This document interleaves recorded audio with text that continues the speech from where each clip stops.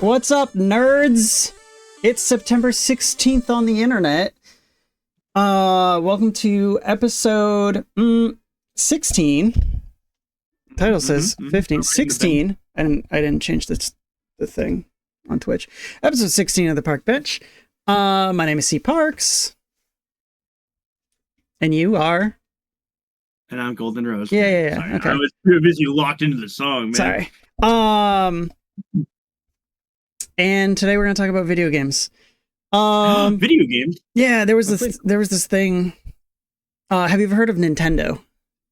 Oh, it's that like they make like box cards. They make the cards, yeah. They do video games now, though. What? Yeah. I mean, a person who hasn't existed since 1890. Yeah, Nintendo had their big Nintendo Direct, the longest and biggest ever. And, you know, the internet has mixed emotions about it, I think, right? Mm-hmm. Yeah. It makes sense. Yeah. That's going to be the big thing I think we talk about today. It's so big, we've split it into two parts. Yeah. But we got the Mario part and the Mario part, and then the not Mario part. Yeah, the Mario and the not Mario. But other than that, how was your last week? Crazy. Did a lot of things in this past week. Most of which are kept in the secret bit. No, that's not true. I went to a Dave & Buster's for my friend's bachelor party and a hardcore punk show. Mm-hmm. Took some psilocybins, as they call them. No, you didn't. No, you didn't. Yeah, I did. No. They're still like that, called that, even if they don't make you hallucinate. I'm pretty sure. But I could be wrong. I'm not the drug person. No. I don't I'm pretty sure that specific thing is the material that makes you hallucinate. Okay, you're right. Yeah. Anyways. But just associated hard in Dave & Buster's while trying to earn tickets, and then a bunch of teenagers came in and were going too hard at the baseball arcade machine. What's the baseball arcade machine? It's just like one of the ones where you have to like throw the ball and it gives you points based on your speed and your accuracy. And so like a bunch of teenagers were like taking up too much space in the arcade. Mm-hmm. Like stepping really far back and just chucking it at this machine. How was the Dave & Buster's? It was good. It's Dave & Buster's. It's like loud. It's overstimulating. It's like there are some fun games. We beat Halo, the Halo light gun game. Yep, cool. Mm-hmm. That was neat. I'm surprised that you were able to disassociate at a place like that. Well, that was the mushrooms and the alcohol. I guess so. I just sat down at one point, and Bill's like, "You okay?" And I'm like, "I'm gonna disappear for like 30 minutes," and I just stared at some cauliflower. Okay. Just like a plate of cauliflower. Yeah, it was like cauliflower. Yeah. Cauliflower stuff. Yeah. See, if you had done magic mushrooms, staring at that cauliflower, you would have had like a whole ass conversation with the cauliflower. You would have seen him moving around. There would have been an adventure. And it's a very different experience. Could have been good, could have been bad. Depends on your mindset. Yep. Did that. Played a bunch of random video games. Some we'll talk about. Some I won't, but like I dabbled in the Dawn of War remake. That was pretty fun. Okay. I had to play an RTS for the first time in like 10 years. Mm-hmm. Since you've been here. Mm-hmm. And Yeah, pretty much everything else I've played is going to be talked about in the show. So, I went back what did you do? What did you do? and played before I think it was the night before the direct. I actually went back and played a little bit of Mario Wonder. Ooh. Yeah. I've never played. It's a big confession I'm gonna have right here. That you've never played Mario Wonder? Yeah. That's fine. I know I'm Mario girly, so what the heck? You know what that game is, though, without having to play it. It's neat. It's cool. It's another one of those, you know what you're getting into beforehand, but it's still fun. It's getting into Donkey Kong before, like, you didn't really quite know what you were getting into in playing Bonanza, but playing Bonanza is just kind of like this easy go with it motion that you're just constantly in. And I don't know, that's kind of like what Mario Wonder was for me, where it was just like it not hard, not difficult. Where I was in the game, at least it was early. And just kind of like going with it and just kind of like enjoying simple platforming, and then looking at the psychedelic visuals that Mario Wonder has. Yeah, I think like the thing that's always interested me about modern Mario games is like, because again, they're all deemed to be entry points, right? So they're all relatively easy for most point. It's just like sure, like they're relatively easy and whatnot, but that doesn't take away from the fact that like the aesthetic, the music, the vibe of them all rule. Yeah. Yep. Yeah. But anyways, let's see. Let's topic list real quick. Like we said, the direct happened. The direct. We'll talk about in two parts: Mario's 40th anniversary section, and then everything else.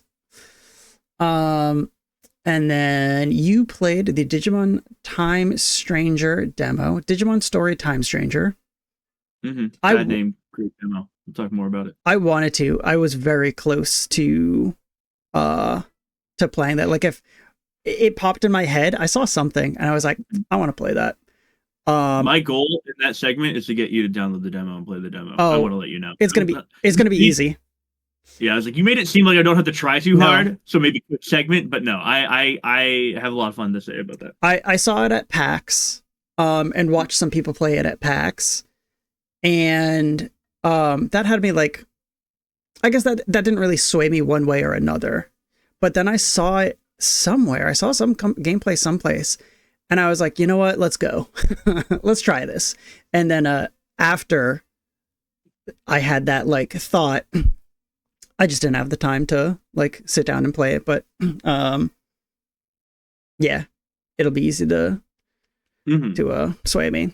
Then after that, you say in chat, I will also convince you to get the demo. Yeah. There's oh man, there was another game that came out recently.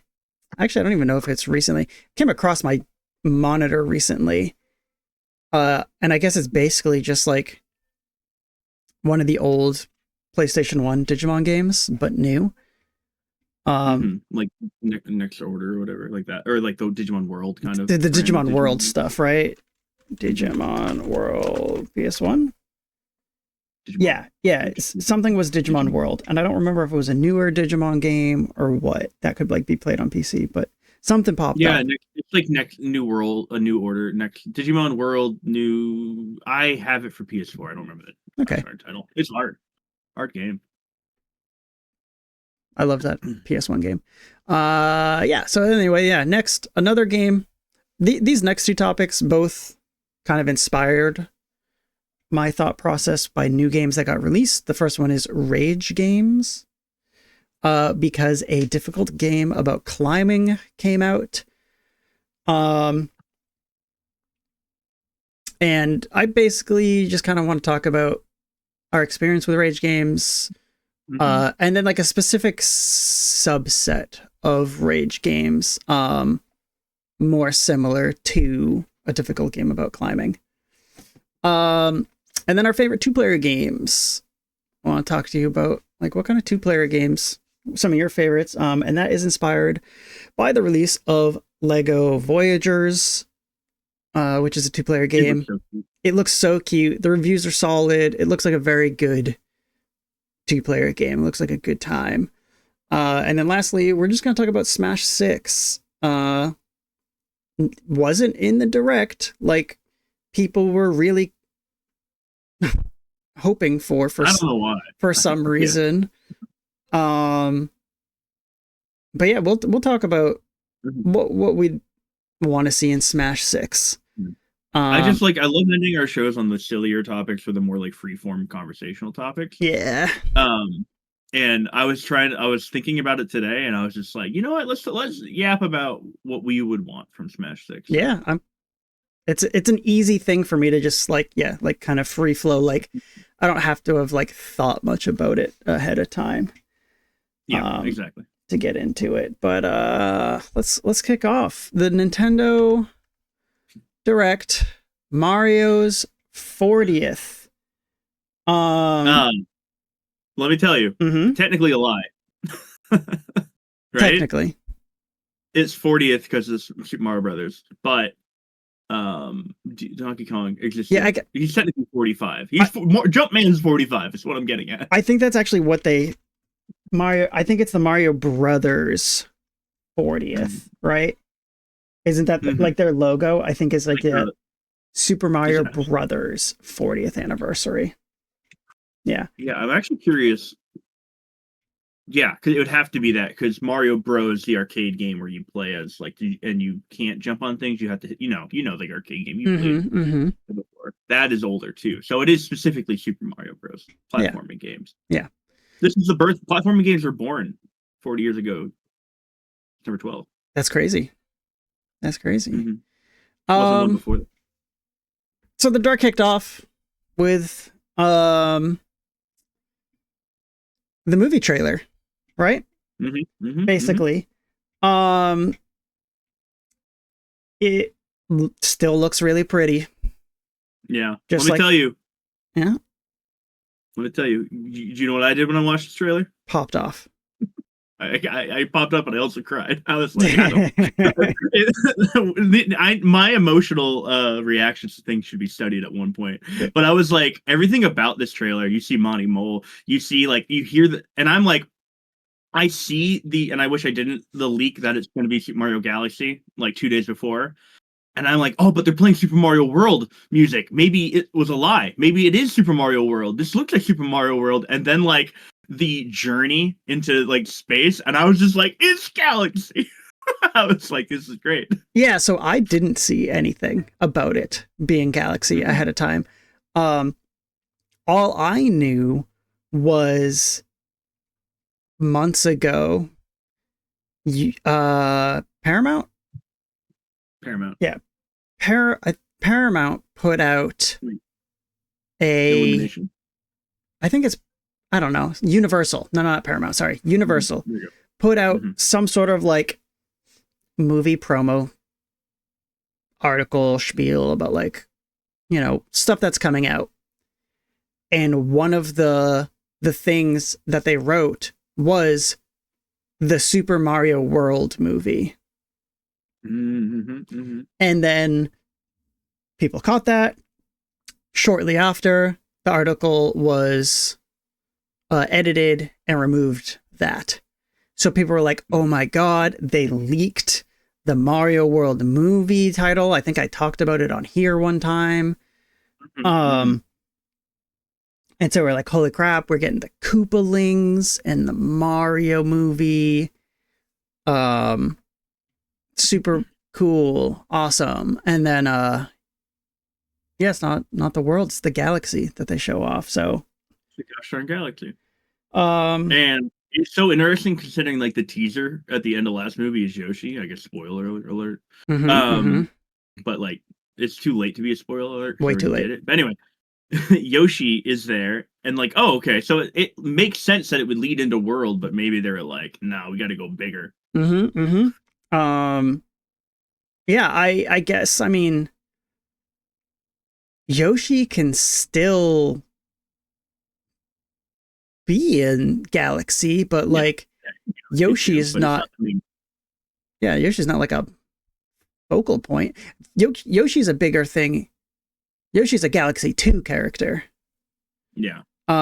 Which I'm assuming this will have like, stuff for yeah, why not? In Kirby. But yeah, hopefully they at least kick off the movie with Yoshi in some way with that egg. I don't know how, but I don't know, space Yoshis. Who knows. So yeah, that was the first thing that we saw from the Direct. April 2026. We do talk about sunshine in here, okay? I saw what you typed in chat. We love sunshine here. Okay. No, some happily. Say April 2026. April 2026. Not big time. Not far away. 6-ish months-ish. Yep, 7-ish, 6, 7, whatever. Yeah.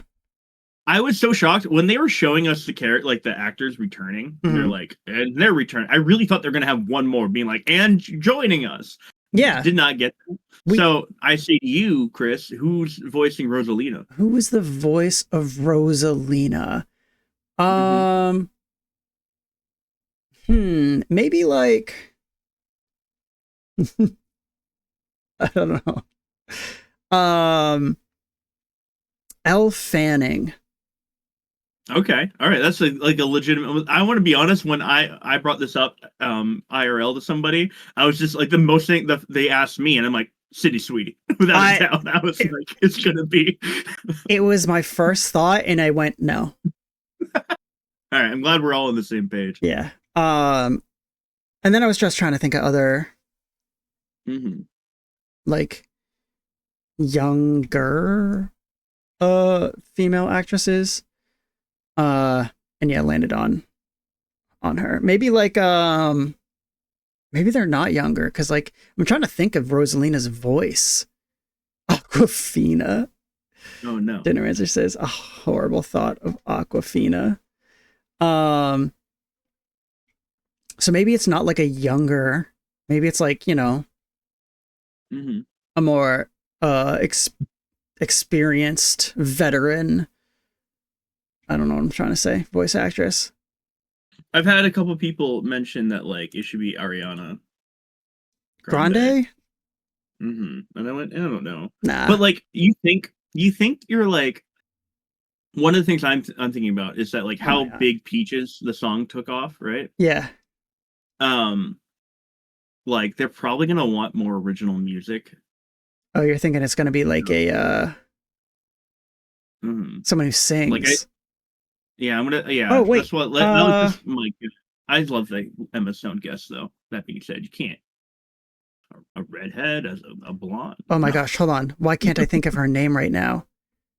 The girl band, 2 girls. Tegan and Sarah. Who? You said 2 girls girl band. I named one. I thought. No. Stevani. Voice. AJ Michalka. From Allie and AJ. Oh, Allie and AJ. Gotcha. Oh, hell yeah. Okay. Stevani, I see where we got here now. Yeah. I now, all the pieces make sense to me. Yep. Yeah, hell yeah. I love Allie and AJ. They rule. Yeah. Both as musicians and seemingly as people. Them, or one of them, as Rosalina. Yeah. Because AJ has obviously some musical background and voice acting background. So there we go. You got it. Ali Macalina. Stevie Nicks. Wait a second. Wait a second. Now we're cooking. You have Stevie Nicks and Jack Black singing together. I have something in my eye and it's going to drive me crazy this entire show now. So yeah. Anyway, moving on from the galaxy. Moving on. Moving right along. What else do we get? We got the Galaxy games 1 and 2 coming to Switch 2. 1 is already playable, right? Yeah. You can If you have 3D All Stars, you can play Galaxy 1 right now. You might be able to download it also. Yeah. Yeah. And then 2 is the new edition. You can buy them separately, digitally, for $40 a piece, or 70 with both of them, or 70 for both. A little too much. It's a little too much. It's one of those things where, like, I think it might be a little too much, but also it's right on track for Nintendo and Mario. So, like, I'm not surprised or upset by it. Drop both of these by $10. I'll be more happy. Sure. It's just, I didn't expect less, basically. It's just like, I expected it to be like a little more than I would like to pay for this. A lot of scuttlebutt because like the Nintendo Selects version of Galaxy 2 on the Wii U's like was $20. So like they're like, it's a price increase. Nobody remembers the Wii U though. No, it's true, which is why everything is on here except for Nintendo Land. Unfortunately, that's the reason why I still have my Wii U. It's for Nintendo Land. Mario Chase. Yep. I can't tell you how often I'm just like, what if I dabbled with just like Unity or Godot or Unreal and then just like remade Mario Chase? That would be incredible because that game fucking rules. It's just tag. It's the best tag game ever created. Yeah, I agree. I also really like the Luigi's Mansion game and the Animal Crossing game. I have like some weird fascination with the Animal Crossing game of just like controlling 2 separate characters across the different thumbsticks on your controller. Something about that. There's something there. I don't know. There's something there for like more advanced gameplay. And one day I'm going to figure it out. Yeah. So Galaxy games coming to Switch. And then Mario Tennis. Fever. I know I saw this a lot with watching like reactions and, you know, just people talking about the direct after where people were like, when they first showed it, there was a split second. I thought it was baseball just because they saw like the green field in a stadium, basically. Yeah, people would have freaked out. Which would have been great. Instead, we get another tennis.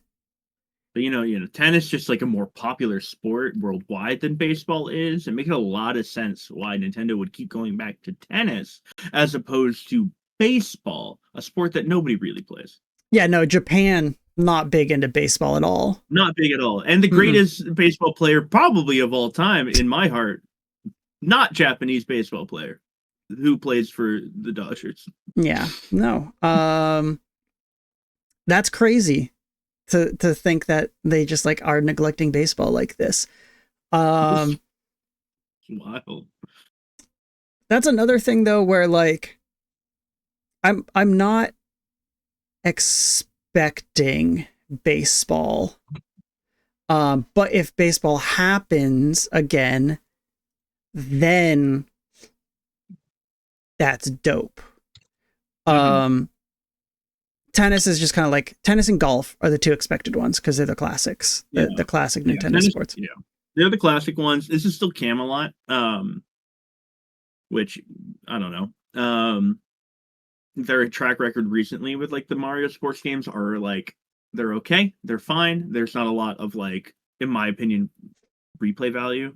I'm a little excited for Fever and like having a story mode. It's kind of cute. You get all turned to babies and have to learn how to play tennis. Yeah, I don't know. Sure. Waluigi is a baby. First time seeing Baby Waluigi. The reveal of Baby Waluigi. I'm gonna bring him up on screen. But yeah, I think that's like the that's the big appeal for me for this game, I guess, is, you know, baby Waluigi. No, it's just the story mode. Yeah. I think I have a lot of people have like really cool fond memories of like the old, or well, for me at least, it's the golf game. Mm-hmm. Um, the old Nintendo Golf RPG, that was dope on Game Mm-hmm. Boy Color. I don't know. And this kind of like, I guess, feels like that. We'll have to wait and see exactly how it works with like its growth, but like, I'm curious if by the end of it, if you're playing as the adult versions of these characters, or if that's just like when you become the adult. Um, I'm looking at Yeah, like chat. once you learn how to play It, tennis. Sorry, I had derailed. yeah, yeah. Um, I want to bring that up on screen, Lucid. Um, so yeah, I'm curious if becoming the adult is the goal, and that's like you win and you become the adult, and then the story's over, or if there's like a point where you do become adults again and then keep playing. Um, it having it having a story mode is like kind of one of the things that's been missing with a lot of these Mario sports titles. It just doesn't have a lot of like um I don't know, like just like love and didn't modes and different varieties of things to do, right? didn't I swear Aces had some sort of single player experience. Yeah. And I honestly, a lot of like the Golf general good. feeling I've had towards the sports games, Aces and Golf from the last generation, And bad soccer. they I haven't even played it, but just like the narrative surrounding it is so sad. Mm-hmm. Um, but yeah, Aces and Golf, I felt like when they got released, people were like into it. People were like, "Oh, these are good. These remind Yeah, I me really of when these games were good." Because I think there was a couple that were like less popular. Um, but then it just tailed off super quick, and I think it's because what you were saying is just like it's missing out on that additional content to like. yeah. And it not having like I don't know, like Mario, I mean Nintendo voiding DLC in a lot of ways I think is like a little like negative to like their longevity of their video games. Um I enjoyed playing Mario Golf like with other people, and I like had a couple rounds, and there was a while that I was like I'm gonna get really good at Mario Golf, and then eventually I was just like it just doesn't, there's not enough here to keep me coming back. Yeah, I think uh of those two, Golf feels more uh casual, Mhm. whereas tennis has the potential at least to feel more competitive, or it's like pitched that way at least, because they even had they showed off like the ranked online mode and whatnot Mhm. in the trailer for Fever. um yeah, I don't know, there's something about the announcement for Fever that like, and I think from what I've seen, a lot of people are like, it looks good and it Mhm. looks like it could potentially be better than Aces. I like um it having both like the normal tennis mode and like the item based tennis mode. Like yeah, that's just like I mean like it's just good. it's It's good just to that have extra that. fun, just like step away Mhm. from the try hard and goof around. um Mhm. but I'm still worried that like it's of how it sells basically. Like there's something about it where it's just like it just doesn't feel like enough, whether that be like there's not enough that they've shown, or there hasn't been enough time in between um the tennis games. Do you think like they need to just have a Mario Sports title? Like, do you think that's like in order to gain like I don't know, Groundwell support now or something like that. They just need to make Wii Sports Mario with like the Mario Sports flair I think to you get could. like really excited again. I think you could do that, and I think it almost becomes a mix of what we lost with Mario and Sonic at the Olympics, right? Mm-hmm. Those are like more mini game-y with Olympic like trappings around it. But yeah, I think like they could make just like a Mario Sports and have some tennis and baseball and golf and something else like and the thing that you can do with that is almost underbake each experience, but the just like the whole package becomes more because it like hopping from sport to sport feels more refreshing than hopping from tennis with items and tennis without items. Yeah, yeah, it's the same thing like what is the it's like 101 classics or something like that. Dalmatians. Huh? I said Dalmatians. Nope, not Dalmatians. No, the like tabletop sports or the tabletop game with like backgammon and oh yeah. I don't even know if it's 101. I forget how many it is, but people like that's such a it's a weird thing that Nintendo did, but people liked that a lot because they could just jump from thing to thing when they got bored of something. So yeah, I think they could do like a Mario Sports kind of thing. Easy. And it would sell great. And people would love it and play forever. Worldwide classics. You get Mario Bowling in there. I don't think they do Mario Boxing. Maybe they do, but it's like K. Rool and Donkey Kong or something. If you gave me, listen, I know that I'm easy to please in all things. You give me a gosh darn Mario football game, like American football game, and I get to like, and you just make it the same rules almost as Blood Bowl or something like that. Like I'll play it. I'll buy it immediately. I want to be gosh darn Waluigi quarterback, and no, he'd be a wide receiver. We all know that he's tall, lanky. He's a wide receiver. Waluigi's, yeah, for sure, wide receiver. That's the dumb segment we should have is at one point, what positions would every Mario character play in the NFL? Okay, great. Mark it down. All right. Yeah, so what was next? What was after this? We had... The last thing in the Mario 40th anniversary was the Yoshi, which was like, why is this in the Mario? Yeah. It's technically not. Whatever. There was the Mario Wonder stuff. No, yep. Can't skip. Oh, and can't skip it. Rosalina. Do you see all that? The internet sleuthing. Oh, in Mario Wonder. Yes. There. So they announced Mario Wonder Nintendo Switch 2 edition along with a expansion pack for it with some multiplayer stuff, and then seemingly more single player that they just haven't announced yet. They said stay tuned for more. And yeah, like you were saying, the internet is looking at the images and are seemingly finding that they've added Rosalina.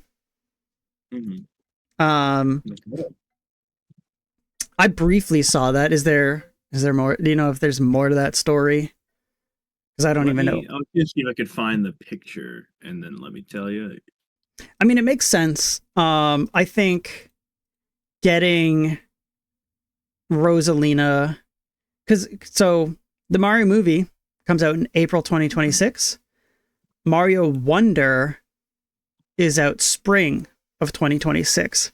So it's around the same time. So it's like, to me, it seems smart. Like, hey, we got this movie that's going to have Rosalina, and now the Mario thing that's coming out around this time will also have Rosalina in it. Yeah, that's the kind of brand synergy that I feel like Nintendo misses more. A lot of times, yeah. Also, another thing before we move past it, Mario Tennis is slated for February 16th, 2026. So, is that 5 months away? Was it exactly. like? Is it this direct had so many things to for February? I felt. February and spring, yes. Yeah, I was like, I have great. so hold on. I have a list of stuff here for dates, and since you mentioned it, I'll go through it. Um, Mario movie, spring. Mario Wonder, spring. Yoshi game, spring. Tamagotchi, spring. Mario Tennis was February. And then Fire Emblem is 2026. But yeah, there was a string of stuff that was like spring, spring, spring. Oh, and Pokopia 2026. So I doubt spring for Pokopia or Fire Emblem, but yeah. Early 2026 is kind of, I don't want to say packed, because I think these are like B Nintendo games. Mario Wonder, like re-release isn't a big thing. Disrespecting my little dinosaur. I think the Yoshi game looks cool. We can get into that right now. Yoshi game, spring 2026. That was the last thing they announced. And I love the animation style, and that's what these Yoshi games do, right? It's they just pick in the modern day, they just pick an animation style that isn't really done, and they're like, let's just do that to 120. Yep. No, that's exactly it. If you get a Yoshi game, you're expecting some sort of like weird artistic style, not weird, but like different artistic style or animation that you would see in most Mario games.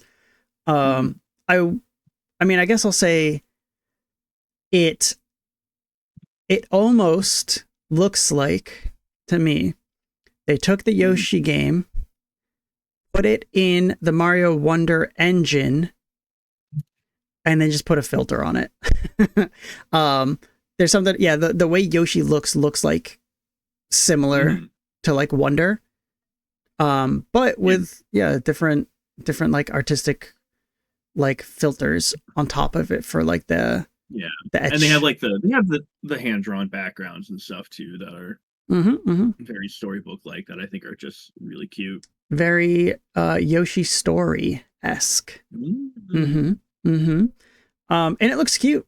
I think I would, again, I'd love to see more of it, but it on first glance looks more enticing than the previous Yoshi games for me. Woolly World and the Crafted whatever. It hooked me a little bit more than those games did. Did you play those games at all? Just like demos of them. Same, yeah. My issue with those Yoshi games, basically since Yoshi Story, actually, my issue with a lot of Yoshi games is just how easy they feel. Yeah, and I think that would be like my biggest like issue gripe with them too, is that they are video games meant for younger audiences. They're easier. They're definitely like baby's first platformer kind of things, even to a bigger extent than Mario is. And like they really rely on their like aesthetic to like add the art, like to just make it more worthwhile, like for your time. Yeah, it's very much Mario is your platformer for everyone. Yoshi is your platformer for beginners. For skill level stuff, I guess. But yeah, that's always been my issue with those games. Of the Mario's 40th anniversary stuff, is there anything that you felt like we're missing? Because I have an answer. Yeah, I mean, like my easy answer is just like a new Mario entry. But that those teams are like are all working on different things, or were. So like that's like a new either 3D or 2D entry into the Mario system or series. My brain wants a new Mario RPG, but we're not gonna get that. I don't know if ever. I'm trying to Again, look back and see. Mario is missing 2. So I'm gonna look back on this for a comparison, but the thing immediately heading into this, where I was like, I want this because they did it for the last anniversary, the 35th anniversary. Where's Super Mario Brothers 40? No, yeah. They gave us 35. They gave us Mario 35, and it was beautiful. And then they took it away, and they've never given us anything back, right? Super Mario 35. Give me this gosh darn beautiful game back. I think of all of like the 99s, right? Yeah, are wonderful. They're all great. And I thought 35 was such a beautiful entry into a different way to play these battle royale games, with a lower player count, so you could get away with a thinning player base, without throwing in bots. And it was the one that I was like, oh, this feels like such a great way for me to get really good at just Mario. And have fun with it in like competition. So yeah, it's crazy that's gone. And they didn't give us anything. But yeah, what I wanted to get into is the 35th anniversary. I'm trying to look up what was announced during that, which I think was the first movie, Super Mario Maker 2. Yeah. That needs to come back. Yeah, the 3D Mario All-Stars. Yeah. Other claim to I don't know why Galaxy 2 just wasn't in that to begin with, but whatever. Yeah, I don't know. And then yeah, like this thing I'm reading, I think the Paper Mario, the Origami King game was like announced later during the 35th anniversary. Pretty good game. Yeah, I think the Super Mario 35, like I said, Mario Kart Live Home Circuit. Yeah, I don't know. The 35th anniversary seemed a whole lot bigger than 40. Being said, I'm not disappointed with 40. Yeah, at the end of the day, I mean, like a lot of their eggs are in the movies now. I mean, with like Mario and the cash, they made what, like $1 billion fucking dollars. That's one of the things they're gonna focus on more than anything. Yeah, and kind of building up their other IPs. So like, I don't know, 40 feels like a big year, but yeah, we get maybe there will be more. I doubt it, but you know, could be later. 50 is going to be huge. 10 years from now, get ready. 2035 is going to be huge for Mario. We all live that long. Yeah. I guess the other thing I would say is that like I'm surprised there aren't like we don't have every Mario game on like the online MSO service. Yeah. I feel like we probably should at this point, but we don't. What is missing? There are a couple sports games.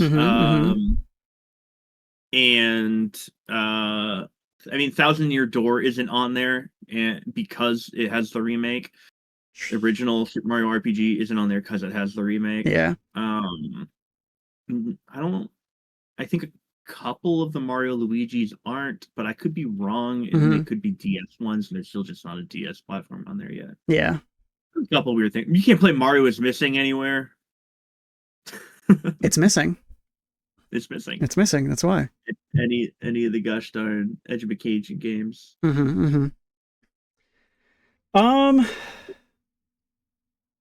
Anything else to say on Mario, the Mario 40th section? Nah, I love Mario. I hope that guy continues to keep being in games. Yeah, I hope they do. I hope that guy just decides to keep showing up in video games as well. Yeah. So the rest of the direct now. Yeah. The not Mario section. Where do you want to kick off? So I put my favorite thing first, so we can talk about that first, or we can talk about it last. Nope. Throwing that on right now. So we've got Fire Emblem Fortune's Weave. This was the one last thing. Yeah, of the direct. Look at Fire Emblem. It used to be the beginning, and like for a while it was like in the middle. Then it was the beginning, and now it's the end. It's a big showstopper. I think based off of the popularity and sales of Fire Emblem, it makes sense to me. This is where I saw a lot of like split on reactions to the direct. Okay. Where there was a good group of people who thought the direct was a complete whiff, basically. And then the other half, which includes because that first half is basically just like complete whiff. We ended on Fire Emblem, and everything else was remakes and ports and whatnot. And then the other half, who was just like excited about stuff, also just happened to be like, "Oh, cool! I love Fire Emblem. Heck yeah! Give me sweet husbandos." So yeah, like I saw it throughout the direct, but then like once Fire Emblem hit is when like I think it's because it was that one last thing. Everyone either like came down, was like, this was the worst direct. I was so hyped for the biggest direct ever and I didn't get anything. Or other people just being like, heck yeah, this was really solid. This had a lot of stuff for me. Where did you fall on that? I mean, I love Fire Emblem, just period. 2, I think every single one of these digital advertisement shows are just always going to come down to, does it have something for me in it, right? That's just what it's going to be. I think when a lot of people look at them and they want everything to be just straight fire bangers, specific to their taste, you're just not going to get that. You're going to get let down. But yeah, fuck yeah. There's enough in this direct that I was like, decently excited about, or at least like, oh, okay, that's neat for somebody who's not me. This is very much for me. I'm very much excited. I fucking love Fire Emblem. We're going back to the Three Houses world in this trailer, but we don't know if it's a prequel or a sequel, because Sothis is an adult, but we don't know if it's Sothis before she became small again or after she became big again. No fucking clue. So like that's intriguing to me, but again, like Fire Emblem is just really, really solid strategy gameplay, like strategy STRPG, whatever you want to call it, strategy RPG or tactics. And they do it really well. There's a reason why a bunch of the Fire Emblem clones that exist don't take off as like much. It's they just don't have like that secret sauce that they're cooking at over here. Cooking with. But yeah, I'm stoked. There's a guy who's like 1-for-1 Alucard. Yeah, there's a dude. It's so funny too, because like everyone at that part was like, Alucard. Yeah, I love it. Yeah, 100%. That dude. Hold on, I can find him in here on the thumbnails. I'm sure that guy. There he is Alucard. Just Mhm. straight up. Which hey, dope. Took a lot for me not to marry that man That's in a that cool game. Assuming character. that fulfilling relationships would be Who crazy if they doesn't do. love Alucard? Put Alucard in everything. Yeah, so where's Alucard in Smash? Or Uh, just hey, what if we put Alucard in some sort of like Metroidvania type game? oh, That'd be pretty cool. That there should be a castle and then the upside down version of the same castle of the game. oh, that's you know, every once in a while we come up with these like banger ideas on the show where I think we just gotta take down the VOD so that nobody steals the idea. It's so true. Um so yeah, this was the big game reveal. Comes out in 2026. No more specifics other than the year. Um it's not a game for me, Mhm. but it is a game where I'm I'm like happy people are getting it kind of thing. I have nothing against Fire Emblem, so I'm just like, oh yeah, cool. Fire Emblem. Sure. Yeah, I don't know why I don't play them or haven't. Maybe someday I'll go back and play like an older one to like try to get into it. Uh mhm. but that yeah, I don't know. I thought this was a perfectly fine end to the direct. It's also definitely, in my opinion, from what I've seen, it's the best looking, just visually. Like stylistically, it looks similar to the recent ones. Three Houses wasn't even. Is that Three Houses? Right, that's the name of it. The most the most recent one is Engage, Yeah, technically. yeah. So that's what I was gonna say. I was like, it's going back to Three Houses, which wasn't even the most recent one, but just like stylistically, it just looks similar. Uh, Hmm. just like cleaner. Switch to power. You know. Yeah, and like so, like just to touch on like Engage is interesting because it's more of a celebration of the franchise. There's a lot of mechanics that like involve character like multiversal connections Mm-hmm. to other Fire Emblem games. And the stories, whatever, but like most people, and I'm one of them, will tell you that the gameplay of Engage is really good. They really nailed like map design and like the like just like I don't know the standard tactics of it. Mm-hmm. But it's not as good as Three Houses in my opinion, especially with how like big and wide I should say Three Houses is with the Yeah. routes and stuff. So it's neat that they're kind of going back to that. I'm curious to see what happens if it's a future. Do they can care if any of the routes are canon, or maybe they use there's a Three Houses Musou game, which is an alternate reality where Byleth is the villain. Maybe they use that as canon. I don't know. Um, but the best thing about having new Fire Emblem, it means there's another new character to be in a Smash Bros. Game. That's what I saw a lot. It was just people being like, "Oh, all right, we got our our picks for the next Smash. Who's going to be in it?" And I at first was like, "This guy right here." Uh, and then I went, "Nah, just give me Alucard." Yeah, you know, Nah, just give me Alucard. Actually. Um, and then like throw in one of the other characters. Um, but yep, it's a funny joke. It's just like, oh, we got our next like fighter pass. uh, so yeah, Fire Emblem. That was the big thing.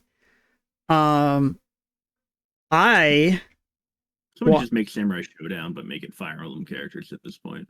so I swear I heard something forever ago, like a really small little. I don't know if it was an idea or a rumor or what it was of a just Fire Emblem fighting game. Yeah, make it like Samurai Showdown or Bushido Blade, or I guess Soul Grand Calibur. Blue. That's a weapon fighter. Grand Blue. Yeah. Yeah. I think you could super easily do something like Yeah. that. And Remember the art translates so well. yeah, no, I that's why I thought of it right away. It's just like the way the game looks. Yeah, I think you could have a very, very popular fighting game with Fire Emblem. Which actually, now that I think about it, is kind of something Nintendo misses, right? Nintendo doesn't have like a traditional like 2D fighting. No. Nope. Nope. Yeah, no, they don't have it. It's not in the wheelhouse. I mean, like they consider Smash to be like the fighting game. So. Yeah, but you're right. There's no traditional like 2D side scroller fighting game. Yeah, I'm not sure why Nintendo doesn't want to put out another 2D fighting game that they won't allow to be an Evo. Yeah. Well, now Evo is partially owned by the Saudis. So do you even want that anymore? That's a whole different conversation for a different. Yeah. Yeah, I mean, like I was gonna say Pokken, but that's a Tekken. Like that's a 3D fighter. Yeah, you're right. Yeah, they need the Fire Emblem one. What else did we see? We saw the craziest announcement. Never in a million years when we were talking about Pokemon spin-off titles. No, and like I looked on the website and they do call it a life sim. Pokemon Pokopia. Pokemon Pokopia. There was to play as a gosh darn Ditto. You play as a horror creature. A Ditto, which is like really fun. They do transform into a human, which this part in the video, a lot of people I saw go, ew. They didn't watch Detective Pikachu. Or I don't like that. I guess not, you're right. But yeah, this is like it's buck wild. I don't use the term buck wild very often. It's buck wild. Dinnermancer says, I'm not playing this weird Ditto game. I am. Yeah, I very well might. I'm in on this 100%. I love the body horror Ditto farming sim. It's just like has like the fucking ivy. Yeah. No, the vines, I should say, yeah. There's part of this that I'm also wondering if there's aspects of like, say, Viva Pinata. That's something I heard somebody say out loud, which I think would rule. Yeah, where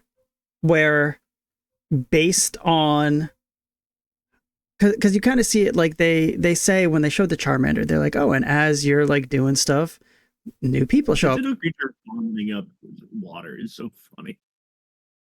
Good. Seems crazy. It is crazy.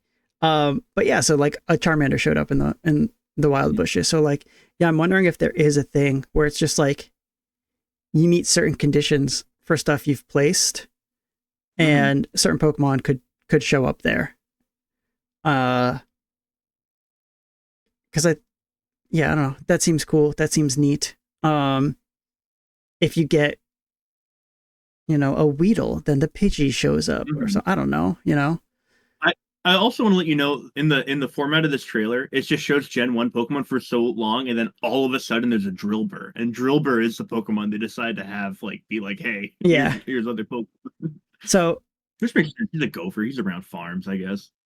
No, he makes it makes perfect sense to have him in here, but you're right, where it's just like he shows up just like after all these Gen 1 people.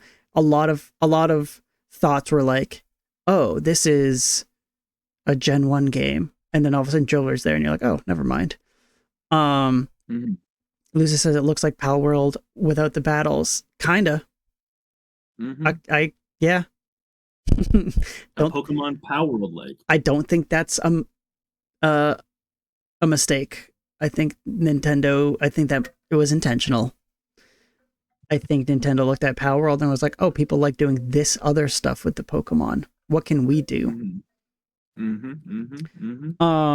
Which honestly they should be doing. Yeah. Again, we talked about it a bunch. They should be talking about like how to put Pokemon everywhere and everything. What else can we do? Yeah. I stopped on this image, the Pokopia available 2026, because there was a few things I wanted to point out that were cute. First off, the Bulbasaur with the heart vines is cute. The other thing is Mimikyu appears behind the Pokemon Center, to the right of the Pokemon Center there. I really like the Hitmons under the waterfall together. They're all training. And then there was one more thing I think I saw somewhere. Oh, and then the Tyranitar at the very top. It make that specifically makes me wonder, like, what else we see for like evolutions and like, I guess, strength in this game, because like a lot of what you see on screen, they're small guys on here. Like you see Scyther, Pinsir, Hitmonchan, Hitmonlee, and then Snorlax, but Snorlax isn't doing shit. No, he's walking the route like he's supposed to be doing. But then like a lot of just small guys. Yeah, and then Tyranitar up there, and like a much different looking zone than what you're in. So yeah, I'm excited to see more of this and like who's added and their uses. Yeah, I really want to know, like, the gameplay loop is the big thing, obviously. Like, I need to know what I'm really doing. Like is it just town building? Is it Viva Pinata? Like, what's happening here? But at the same time, like, I love it when Pokemon are allowed to be just like cute and hang out in a world. And so like that's just something about this game that's immediately going to capture like some part of my heart. I'm just going to want to see them be adorable. That's why I love Pokemon Snap so much. It's because they're just like, you're just looking at Pokemon being a gosh darn cute. I do love Pokemon Snap. I would take another Pokemon Snap too. Yeah.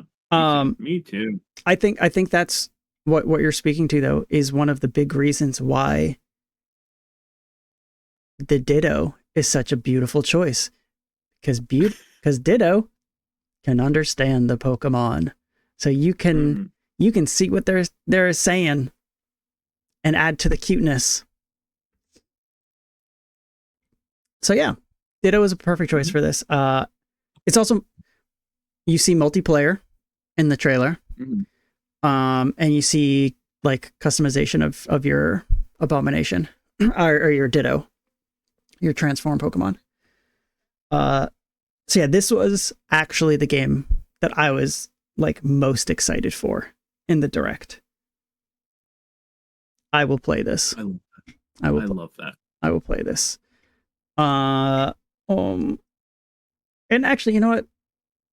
This was another crazy thing, was the NSO update. Yeah. The Virtual Boy. Yeah. We can talk about this real quick because there's not a lot to talk about. 00100 $100 for this thing right here. Oh, I paused at the wrong spot. But so 100 hours to get retina. Yeah. Damage. Yeah. So you pay $100, you get the peripheral. This bad boy. Or you can pay $30 to get the Labo version. $30 for some cardboard. Yep. That you probably build yourself. It's gonna sell decently well for like a week, and then everyone who wants one of these things will have it. Yep. And then everyone else will just try to like put the game console against their face to like see if it works. Oh boy, But Nintendo makes the greatest decisions of all time. Sometime, and I like. Here's the thing. Objectively, I support the insanity that it is to take your worst project, maybe second worst if you count like the Wizard Glove, Power Glove, like, and just redo it, just run it back again, just like, just let's go again. People are clamoring for this on the NSO online, and listen, it does have Jack Rose on it. Jack Rose for the Virtual Boy is one of the two games I'm missing from my Shin Megami Tensei collection. I This doesn't equal the same thing. I'm not getting the Virtual Boy just for Jack Rose. I'd just rather find Jack Rose. yeah, but you can But finally boy, play 3D Tetris. man, 3D Tetris Tetris. 3D. I don't know what it's called actually, but it looks like 3D Tetris. Yeah, There's two versions of $100 Tetris. is so much to ask for this. But again, like I love this. Mm-hmm. I mean, can you play the games without the stand and just play on your TV? I don't know if you can. I hope so. Yeah, I hope so. I hope so. But like they say, hold on. I'm gonna turn the audio on real quick for this. They say you need this thing. Nintendo Switch.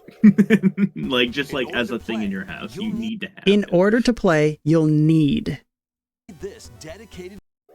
right here. Ready? In order to play, Mhm. you'll need this dedicated accessory. This recreate. In order to play, you'll need this. And then later on they show Time. Hmm? Virtual.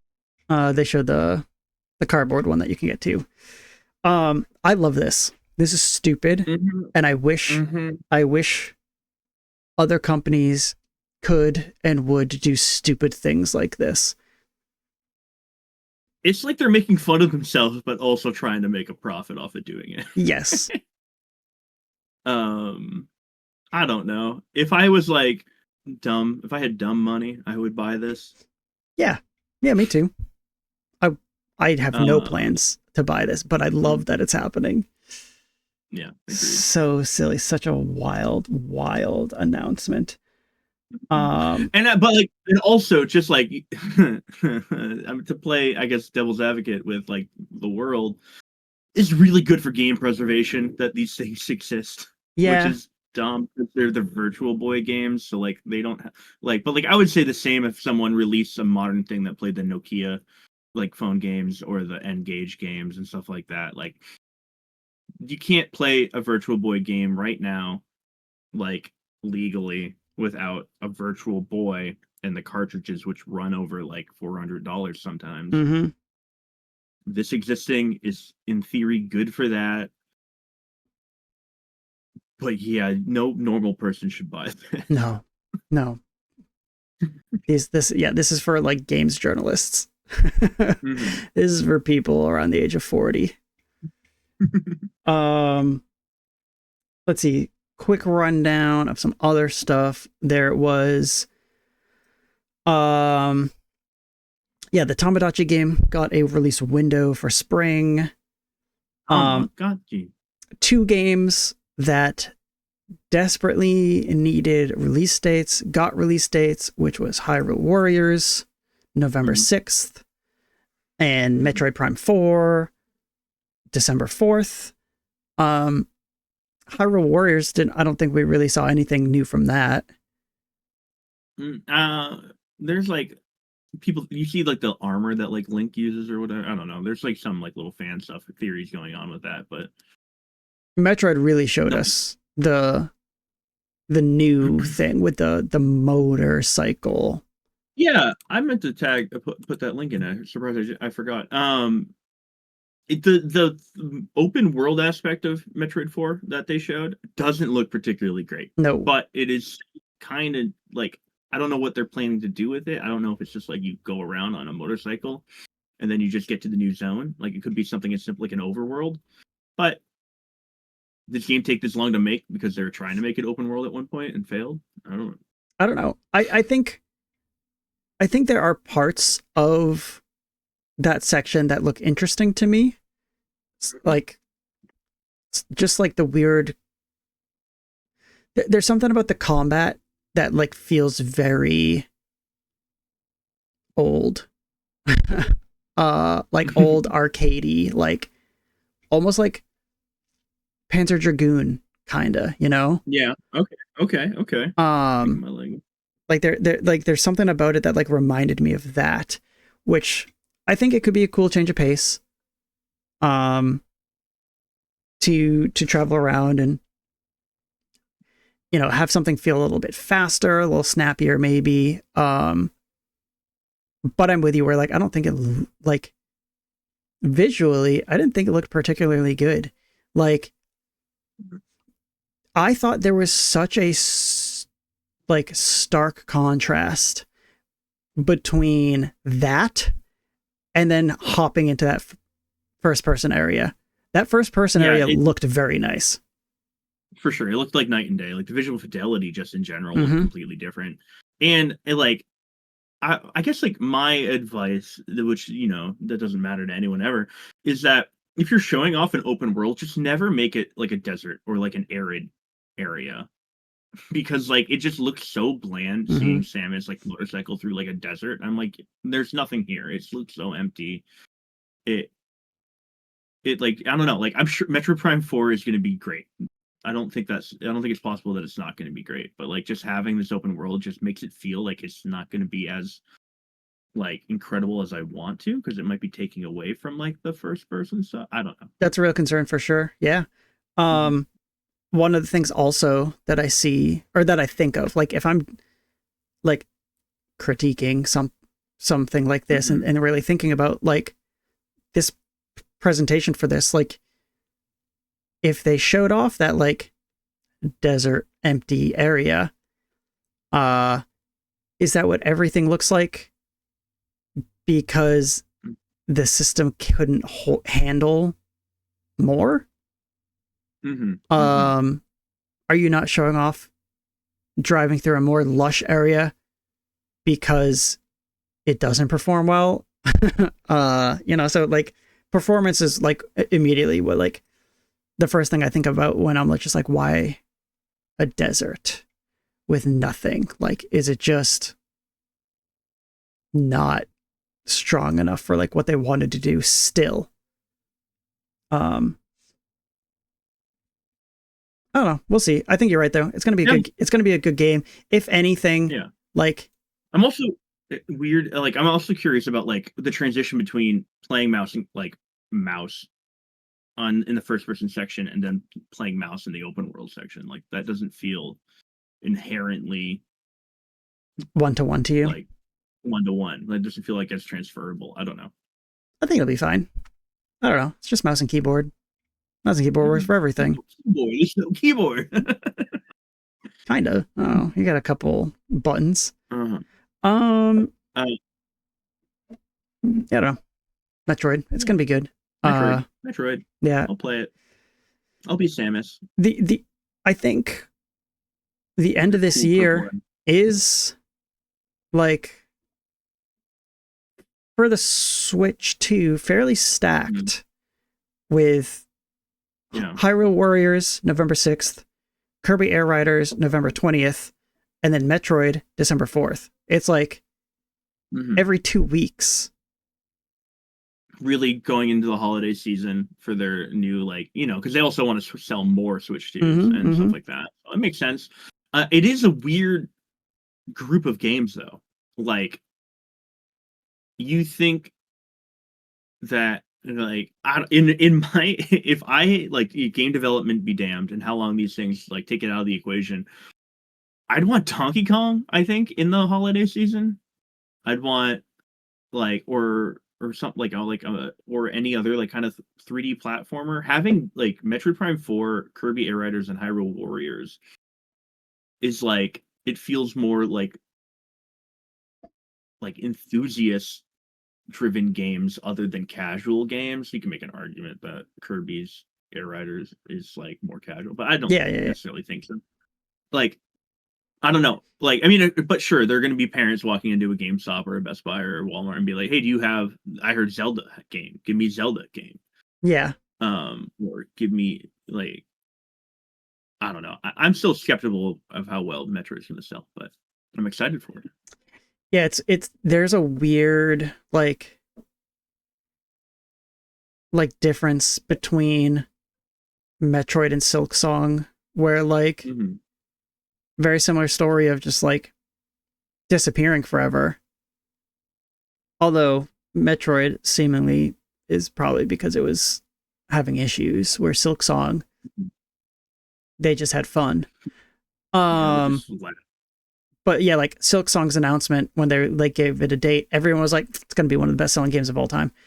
And then Metroid, it's very much still like, we'll see how well Metroid sells. mm-hmm.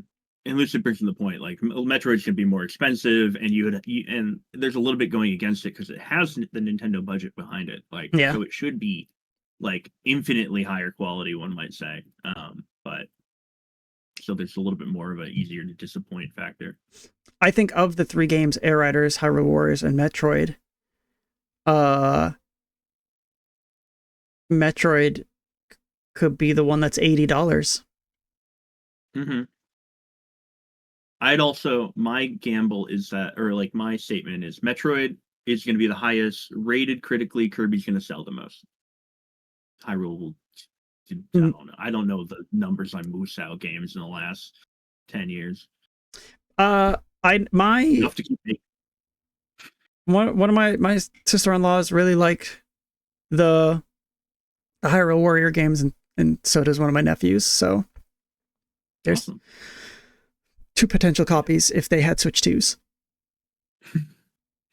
What else was in this direct? That I didn't write down, but want to just touch upon. I've been going on a deep dive, and I saw friend of friend streams, MTEB, was also in the same deep dive where Danganronpa 2 is getting remade as Danganronpa 2x2, and it has a new route in it, and everybody is assuming the new route is actually Danganronpa 4.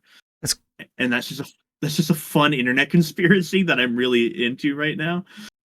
I saw you guys discussing that, and I was just like, I don't know what any of this means, but like it sounds crazy, and I hope it's true. They're really good visual novels. I've heard. I'll like of visual novels. That's the one that comes to my mind first. Like as somebody who like doesn't know the genre very well, like Danganronpa's the like poster child, I guess, in my eyes. Dragon Quest 7 reimagined February 5th. Take a little bit of my personal nostalgia. I said it in the pre-show. I don't remember a gosh dang thing about the show, or I mean that game. I remember starting in like that fishing town, and then that's it. That's all I remember. But I remember liking the game. I like the art style they're going for a lot. This kind of mixture of like the DS stuff with like the higher fidelity and like kind of the Dragon Quest 11 art style. It looks good. I really think I need to set aside like a block of my life to play through the Dragon Quest games I haven't played through. I know like 1, 2, and 3 aren't particularly long. I can probably get them done pretty quickly. But then you start getting into like the higher numbers, and they're like 100-hour RPGs. So yeah, I'm also, so like one of the things I'm curious, like looking at the trailer for this, is how much of this is like in-engine footage for the Switch 2. Because there are parts of this which I think I look at and I think like there's no way this is like not like pre-rendered, right? Or like just footage from the PC version or whatever. Exactly. So like it if gameplay footage in here is running off of a Switch 2, I'm impressed. Like the lighting and like, yeah, it looks nice. So it's cool to have a Nintendo system where you can think that. Mm-hmm. Uh, Man, I just I love the characters. Akira Toriyama was, Mhm. gosh darn, just an incredible. He knows how to make a character. Doesn't know how to write a story. Knows how to make a character. one of my favorite things about Dragon Quest is just like, yeah, the design, character design, the monster designs, and everything like that. Yeah, That's it's why they work so well. Is because Akira's not making the gosh darn plot of the games. maybe. um, yeah. So that's, there was that. That was exciting. Hades 2. Hades 2 getting a release date in like a week and a half. Yeah, September. I'm going to talk. I'm going to talk about it. Yes, all the time. Hold on, let me look at the calendar real quick. That's not how I look at the calendar. Oh my god, what am I doing? So September 25th is next Thursday. So 2 weeks from now, September 30th.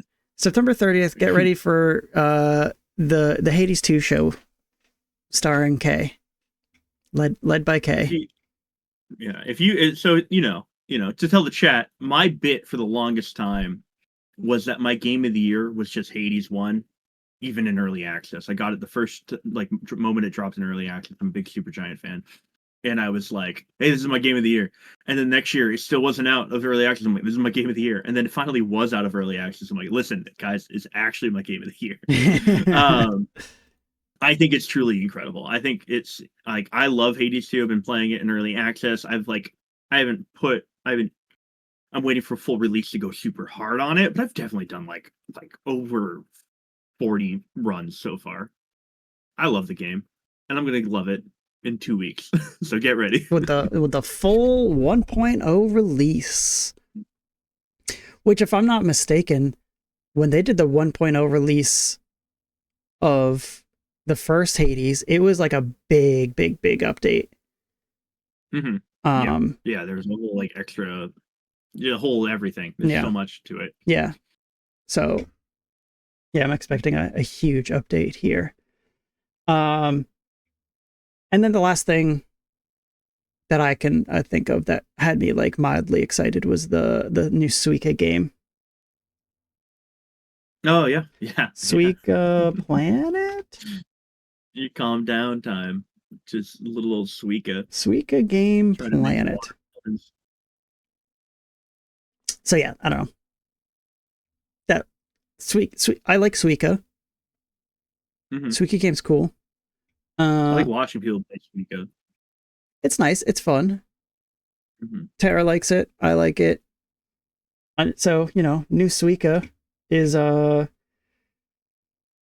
it's neat. It almost, I think there's a part of it, looking at it, where I'm almost thinking like, with how it works, where it like draws stuff to the center, I'm like thinking that it might be easier. Yeah, they have like a black hole physics space, and your like brain, like, I got it. I know how to make that work better. I don't know. I feel like it'd be way easier to accidentally pop something out. Potentially. Yeah, I don't know. It looks cool. I'm excited that is something that can happen. There was a period of time where Ludwig, famous streamer Ludwig, was like big into Suika. There was like a period where like streamers in general were big into Suika game for like speed running to get the watermelon and doing different challenges. And Ludwig was like a big one. And I just think it's funny that if you look up Suika Planet, the fourth thing is Ludwig's Reddit. New Hampshire Zone. Yeah, New Hampshire Zone. Ludwig Agren. Yeah. That's the end of the direct, I think. Yeah. For what is, on our minds. It wasn't at the direct. Do you know if Digimon Story Time Stranger is coming to the Switch 2? I 100% do, because this is a game that I was going to buy on the Switch if I was traveling in October, but I'm not going to be traveling in October. I might be traveling in November instead. Mhm. Still might get it on the Switch. Haven't decided. Although, actually, I got the demo on Steam, and the demo, we'll get in, and we're going right into it anyway. Guess what? We're going to talk about Digimon Story Time Stranger.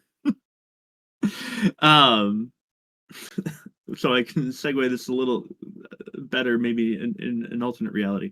The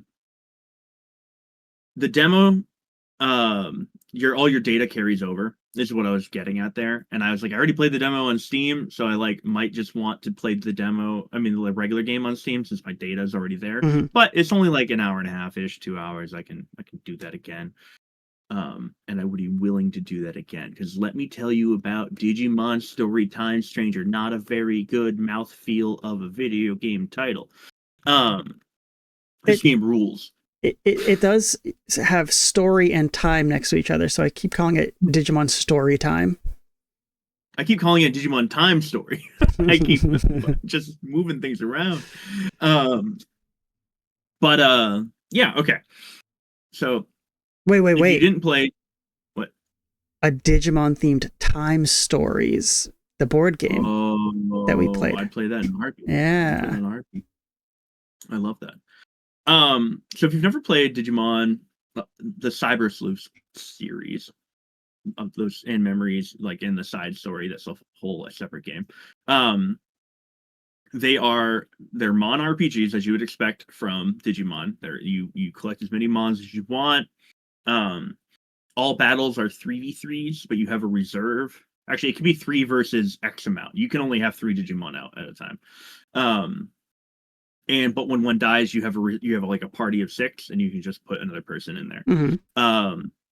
The other thing about it that I think is neat is that your XP is like kind of like graded. So like if you are someone like me whose brain is like, I want every Digimon and I want to see what they all turn into and whatnot.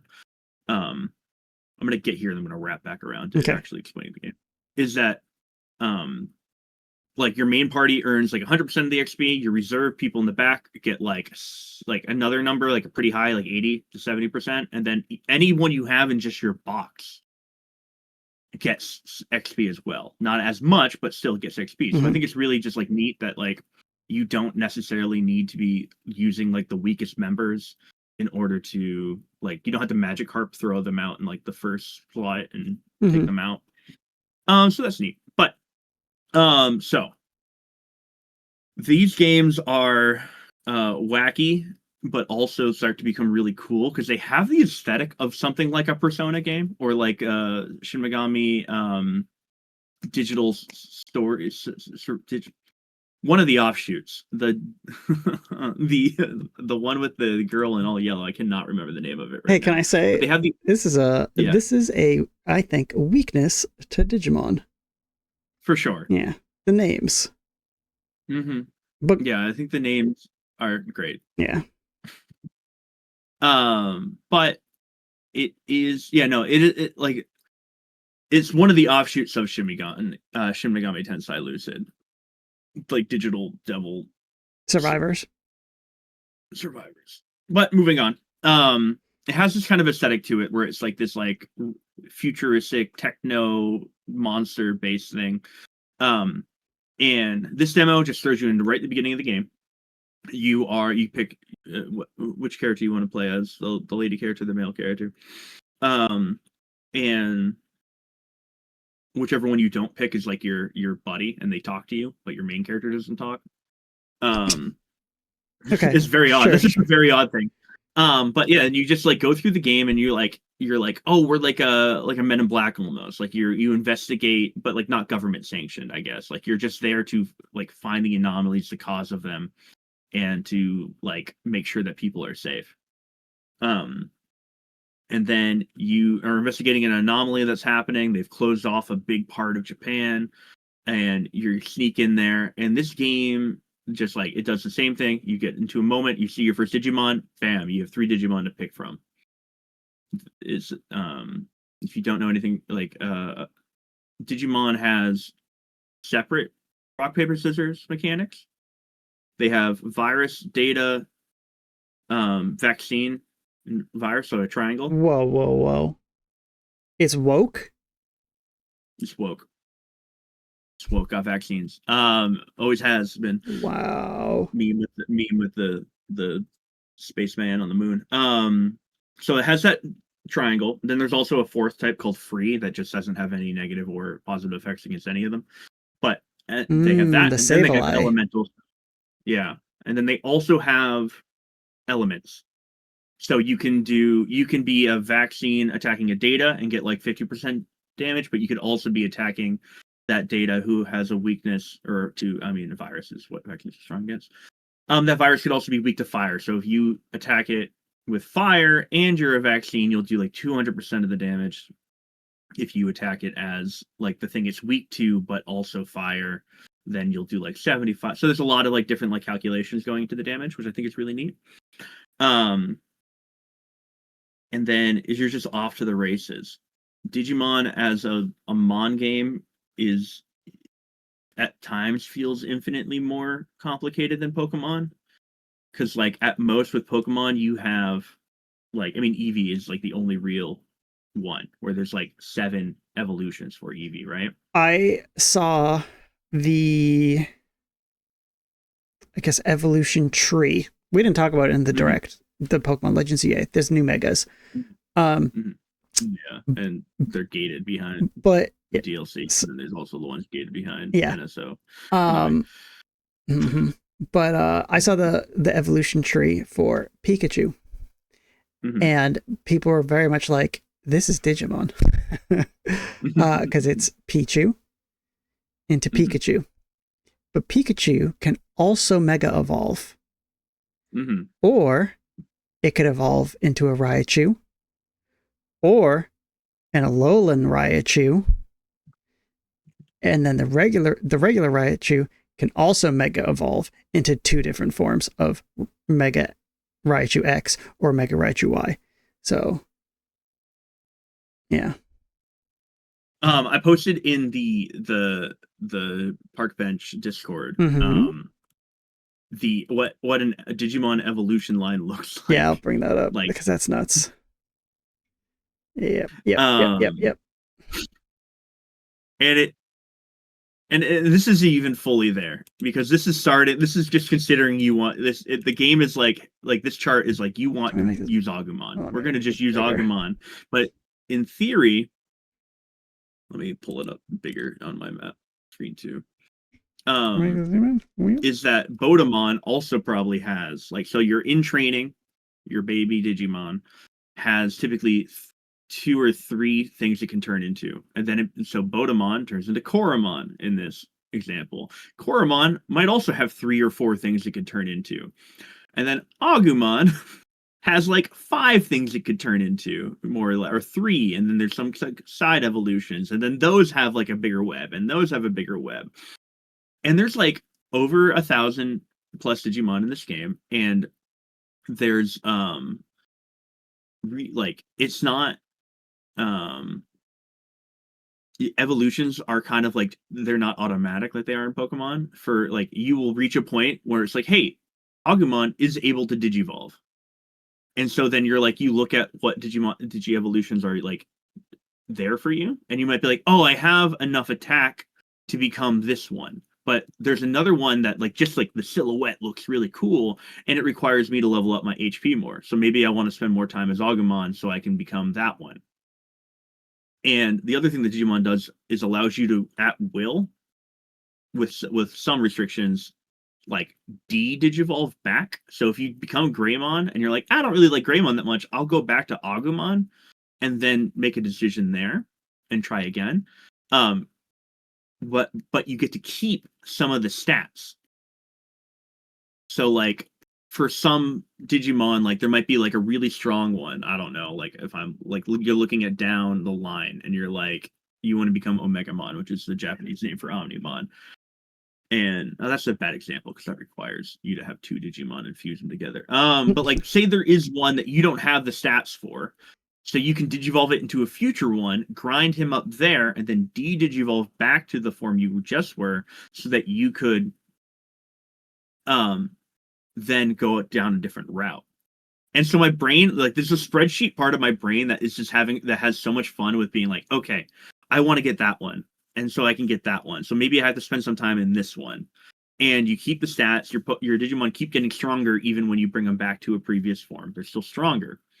So like there's just electrons going on in my brain that I love.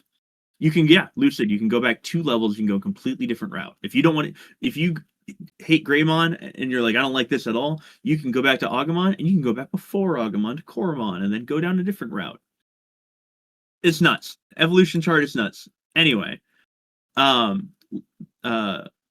the game does a really good job of like easing you into this like nonsense. You can't digivolve right away. You as opposed to Pokemon where you capture Digimon. I mean, you capture Pokemon like with a ball or whatever. You have to deal with that RNG.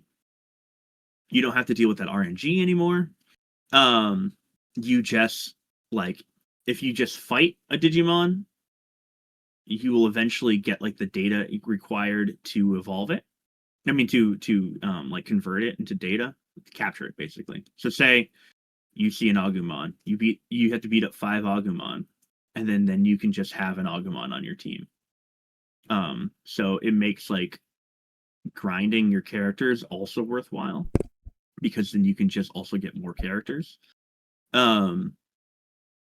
And it's really easy to grind and do that kind of stuff because there's like speed features on all the battles. Like you can make it go 2 times as fast, 4 times as fast, 5 times as fast if you just want to like just get through the battle as fast as possible. It's just like it's like basically like as accessible as possible to getting more mons as fast as possible and getting them leveled up and stronger, and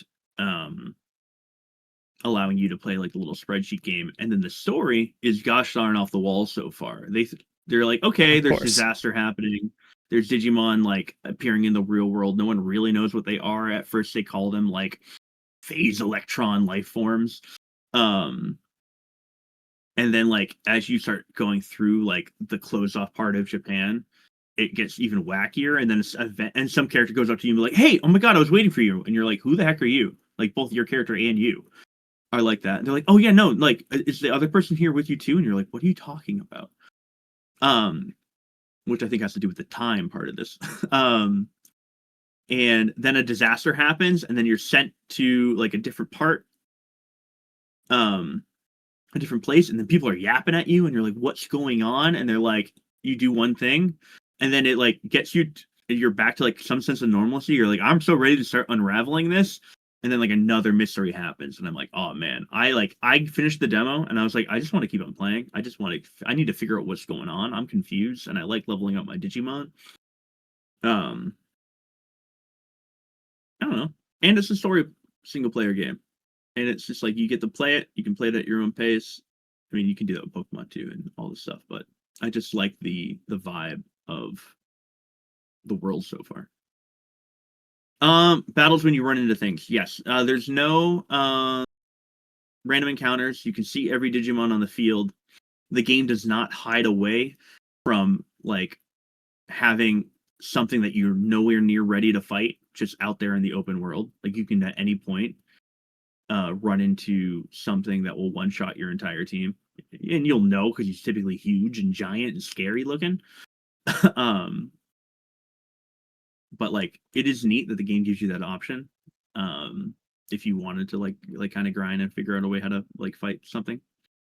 But yeah, they are turn-based battles. They are 3v whatever they have, and it gives you the Final Fantasy X like turn-based system where you can see like the clear like the turn order of just like turn order and whatnot, and you can do actions that will move you like closer or farther back. And yeah, and you beat like the hour and a half demo, and it's like, all right, we'll save your data for now. And then there's another part of the demo that you can just it drops you into like the middle of the game when you're like actually in the Digimon world. And that was so fun. You're just like running around and you're like, oh, this is a reference to the show. Oh, this is a reference to that show. Oh, this is a reference to that show. And like there's not important things. It's just like there are 3 Digimon hanging out, and you're like, I know why they picked you 3 to hang out, and that filled me with glee. But that allows that part of the demo that doesn't carry over allows you to experiment with like even stronger Digimon, like the different world mechanics where you get to like actually walk around and do quests and like interact with like an open world kind of system. You get to go to the shops, buy some stuff. The only thing that you don't get to do is like Digimon always has a nursery type system where like you can put Digimon into like their own little digi world, and you can like give them certain items to change their growth rates and whatnot. Yeah, it's definitely played the demo. Lucid, it is going to be a full price game. It's like a $70 game, and so that's going to be like, that's obviously a non-starter for a lot of people, especially with it as many games are coming out. But if you're hungry for a Mon game and the new direction of Pokemon ZA isn't for you, or you're mad at the Pokemon Company for any amount of reasons, just check out the demo. It's an hour and a half, and it's fun. It's just fun once you start getting it. So and maybe this is just a me thing, and I've like slowly come to like understand more what these games are, but the previous like Cyber Sleuth games, when those were coming out and just looking at those, my thought was, oh, these are just kind of like this is an RPG. It just happens to be set in the Digimon universe. But for this game, looking at this, for whatever reason, feels more like a Digimon game to me, if this makes sense. Like, how different is like the gameplay between Cyber Sleuth to these, with like the battle systems and like the whole like Digimon collection and growth? And it's more streamlined. I think that like this game has like I said a lot of complicated, like really in the weeds stuff, like because I get too nerdy about things and I don't explain things very well. But this is way more streamlined. It feels easy to understand. The combat system is relatively similar. It's still like 3 versus however many, and it's still like a turn-based RPG. But it has like more kind of like, I don't know, it has more Mon things that you might think of. Like it has like your Digimon's like characteristics, like their personalities and stuff like that. And you can talk to because Digimon can talk, you can talk to them and you can say things that might change their personality and that might affect their growth rates and whatnot. So there's like interesting stuff with that comes down more into like the monster like taming part of like all these Mon games, and monster raising part, I mean, and it just also seems to be more Digimon focus, whereas Cyber Sleuth was basically about, oh no, Digimon are incursion on the reality, like our world. And like, so you would see a Digimon here or there, but most of the time you're just like walking around talking to like humans. This game seems to heavily be like similar. There's Digimon just popping up in the real world, but by like the demo and the mid part of the game, like it's fully set in the Digimon world. It feels like you're there. These Digimon feel the way that like you'd expect from the Digimon, like the universe. Trying to think. Yeah, I guess another. I mean, it is an RPG at the same.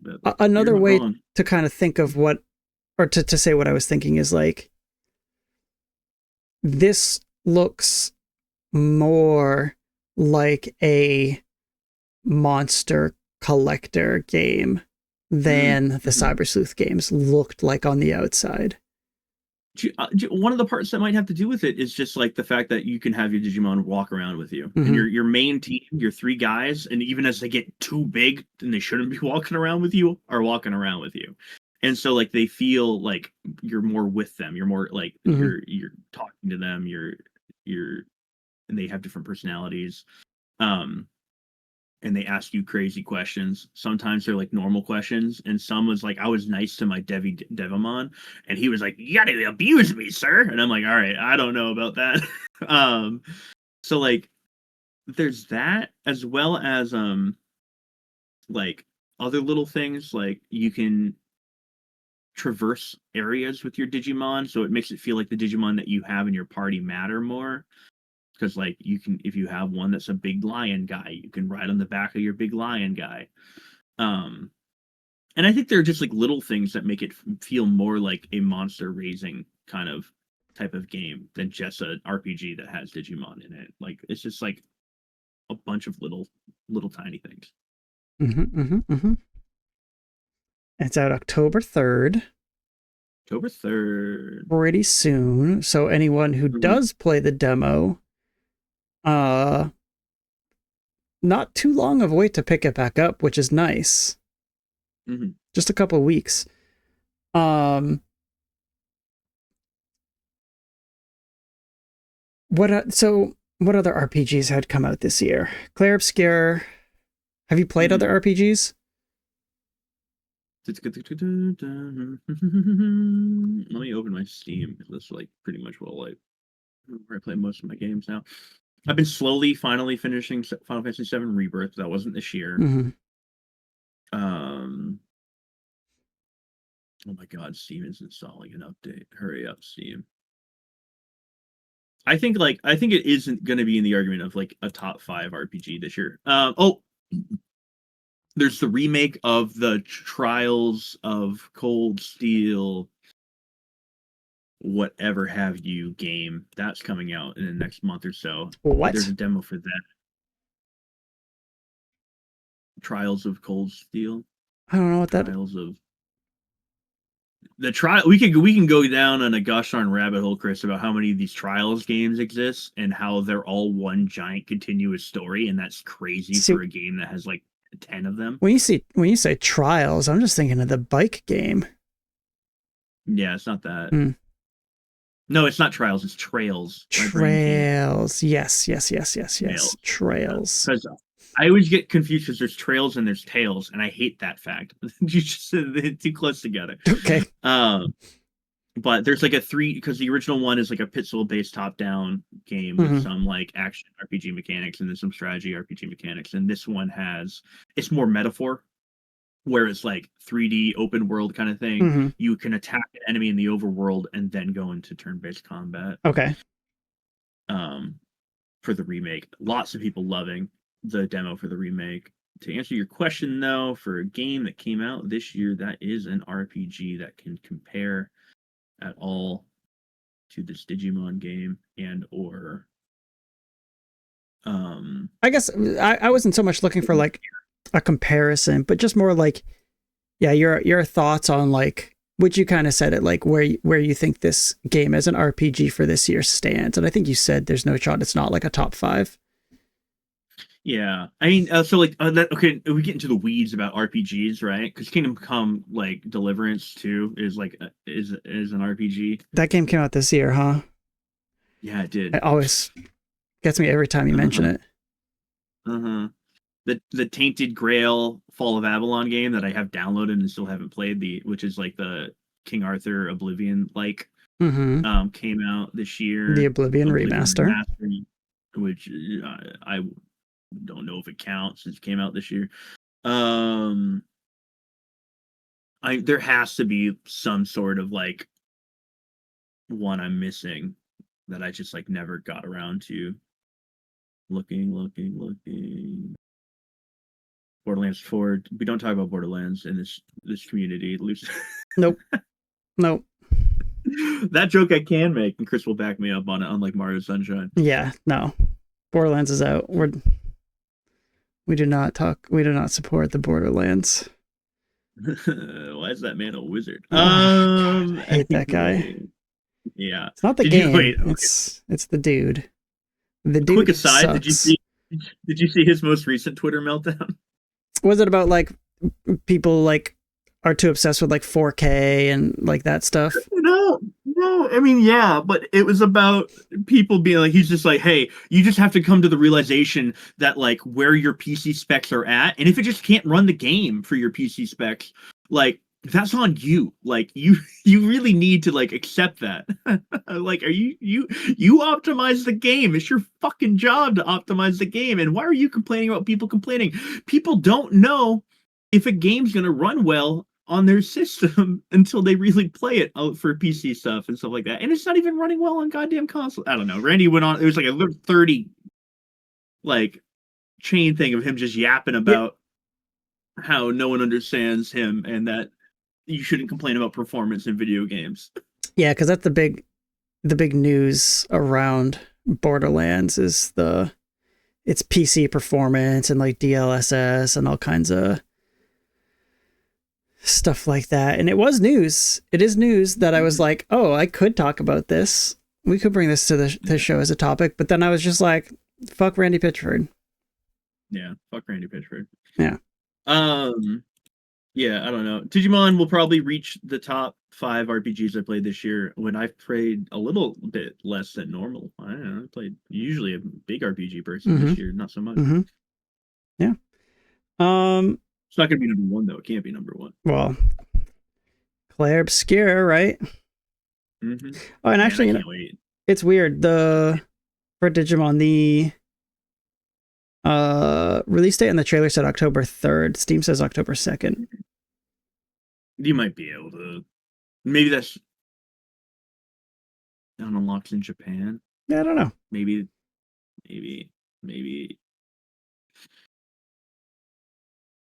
it unlocks October 3rd in my time and the 2nd in mine. Maybe. Yeah, it's midnight Eastern, so it's 9 p.m. for me. Yeah. Potentially. Yeah, so that's that game. You can buy a deluxe edition and an ultimate edition. The ultimate edition is $120. This is a pretty penny. You get Digimon early, which I always find it funny because they're just like, you can get this special Digimon just early, and I'm like, that. My friend Terrence, Big Funyun, is gonna get that edition, and I'm just gonna have to grind and find my way to get those Digimon. Like, I'd rather just not spend it. The middle one, though, having like the season pass and stuff might be interesting. I don't know. $30. Not usually. $30 you get the season pass. 3 DLC packs. Bonus farm item, a golden Moa. Yeah. A cyber sleuth costume set. Mm-hmm. Yeah. A lot of money for games. Yeah. Yeah. I was thinking about it though. I haven't bought many games at full price this year, like at like the premium. It's just Donkey Kong. Yeah. Because Nintendo. It's hard not to with Nintendo. Mm-hmm. All right. Next up, a game that came out was a game called A Difficult Game about climbing. Yeah, let's go and it's in this rage games category where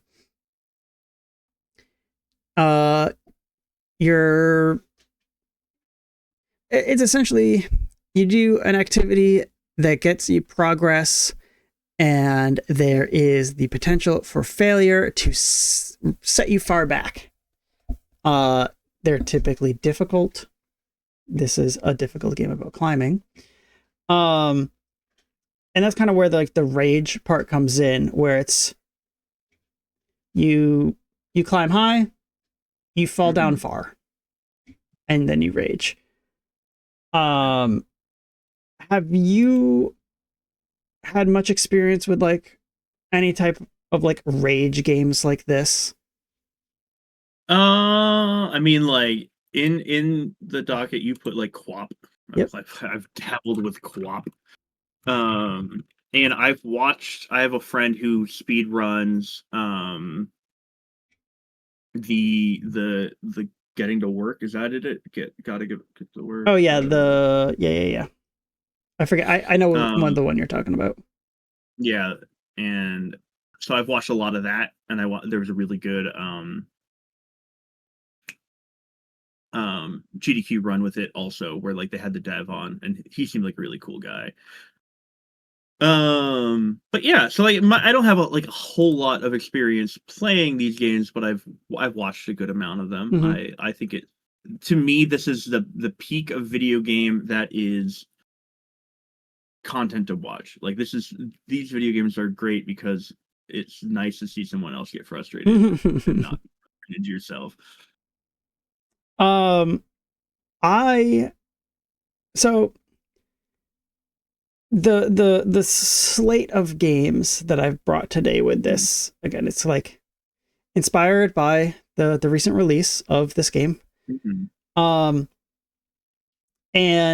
it's, you know, it's hard not to look at it and make a comparison to Bennett Foddy's Getting Over It. Obviously very, very similar aesthetically. It just looks the same. A large reason for that is because Getting Over It just uses free assets from the marketplace. A lot of these games are like marketplace assets. Yeah. So the games that I brought, a little history lesson. This is what this is going to be, a tiny little history lesson. Ooh. So there's been like an influx of rage games. A lot of rage games are almost more like inspired by like Minecraft like jump maps and stuff like that. Like these like platforming maps where you're just like making difficult platforming jumps. Like that's what Halo Forge maps, you know. Yeah. Yeah, stuff like that. They're in Fortnite. Like Chained Together, Only Up. These are games where it's just like Bread and Fred, games where it's just like platforming, difficult, climb, and then fall. The games that I have brought to this are, I guess, rage games, but they're more. The similarity with these are the unique sorts of control schemes that are used. So the granddaddy of them all, from what I could find, is this game called Sexy Hiking. It's from 2000. Sexy Hiking. It's from 2003. Way ahead of its time. Too ahead of its time, one might say. Yeah, so Sexy Hiking, I'm not gonna download it, but I will show you a video real quick of some Sexy Hiking gameplay, and here we'll get it from freaking Markiplier. And I want you to tell me like what this is. Okay? Okay. I'll have it window capture on stream. You'll be a little bit behind, but if it freaking loads Markiplier, what are you doing? What the heck? So here we go. So you will immediately see like what this is and like what happened after this. I don't know if you've caught up yet, but I'm what? Yeah. Okay. Yeah. No. This. Yeah. Okay. It's just. It's Getting Over It. Yeah. But way before Getting Over It, right? Yeah. So. Great. So this was kind of like, yeah, like I said, what I could kind of find as like the granddaddy. One of the differences here between the two games is I believe sexy hiking is level based. You climb, you beat the level, you move to the next level, right? Whereas getting over it is one continuous map where you could fall from what you would consider one level to a lower level. So this is kind of where it started. And then you get QWOP. And QWOP you can actually play on on here, and you know, weird controls. I fell. Weird controls on controlling a character that seem like almost unintuitive, where it's just like the different keys are controlling like different joints of each different leg. And it's not so much a rage game, but it is one of these games that like uses the controls and you're trying to get as far as you can. But this is a game made by Bennett Foddy. So at least this is where he started at least his journey. Yeah, from where I grew up, QWOP kind of had a little mini breakout where like people were playing QWOP because it was just like this weird thing. QWOP got like kind of big on the internet. And then Bennett Foddy comes out with Getting Over It, which in my mind is when the rage game genre like took off. This I think most rage games are inspired by Getting Over It with Bennett Foddy. And the main comparison between them all is that like continuous map where you make a mistake and lose potentially hours of progress that you've made because of how difficult it has been. Yeah, like you have one continuous, like because at any point you can just fuck it up. Yeah, and like there you go. Now you're all the way back to the beginning. And you commented on it in chat. I'll highlight it here. We can talk about it. Lucid asks, could you say games like Super Meat Boy was meant to be a rage game? And I would say no, because you don't lose like the rage part of these rage games is your loss in progress. It's the number of attempts and deaths and time that it takes to beat something and get past it, only for a later obstacle to best you and throw you back before that other thing. You know, like that's where the rage part of the rage games come in. My freaking arm. Because I do think that like games like Super Meat Boy and Kaizo Mario ROM hacks and a lot like the Mario Maker levels, like those really hard, really frustrating, really like challenging platformer stuff are mostly intended to frustrate you and give you that sense of like satisfaction when beating it, but there is definitely an end to that. Like I mean, I guess like these rage games that we're talking about, I know like Get to Work does have an ending, but at the same time like there is more of a I don't know, I'd also say that like the sloppy physics are like a part of the rage genre, especially with these games specifically. These the ones that I'm here with are very the physics are a giant part of the gameplay. Like Getting Over It, QWOP, it's all it's all like a unique control scheme, a unique way to like control a character, and then the physics reacting with that.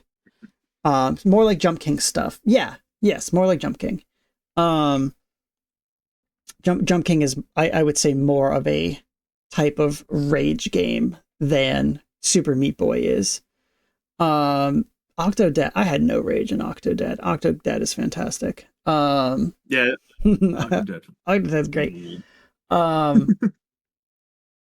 yeah, so to get back on track, I think getting over it was kind of like I think the modern inspiration for what like rage games have now become. And then another rage game that is coming out fairly soon is Baby Steps. Mm-hmm.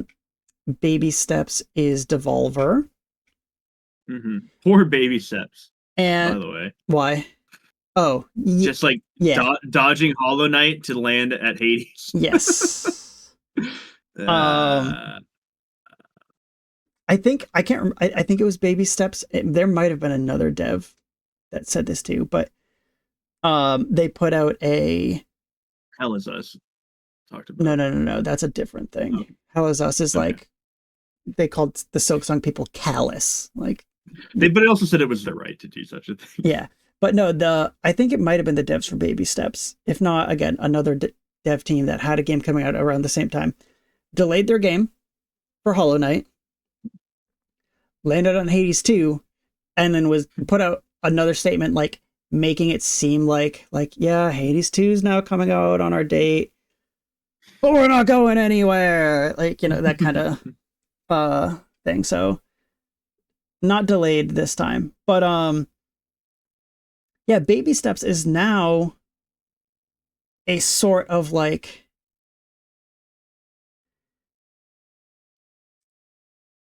QWOP-esque rage game.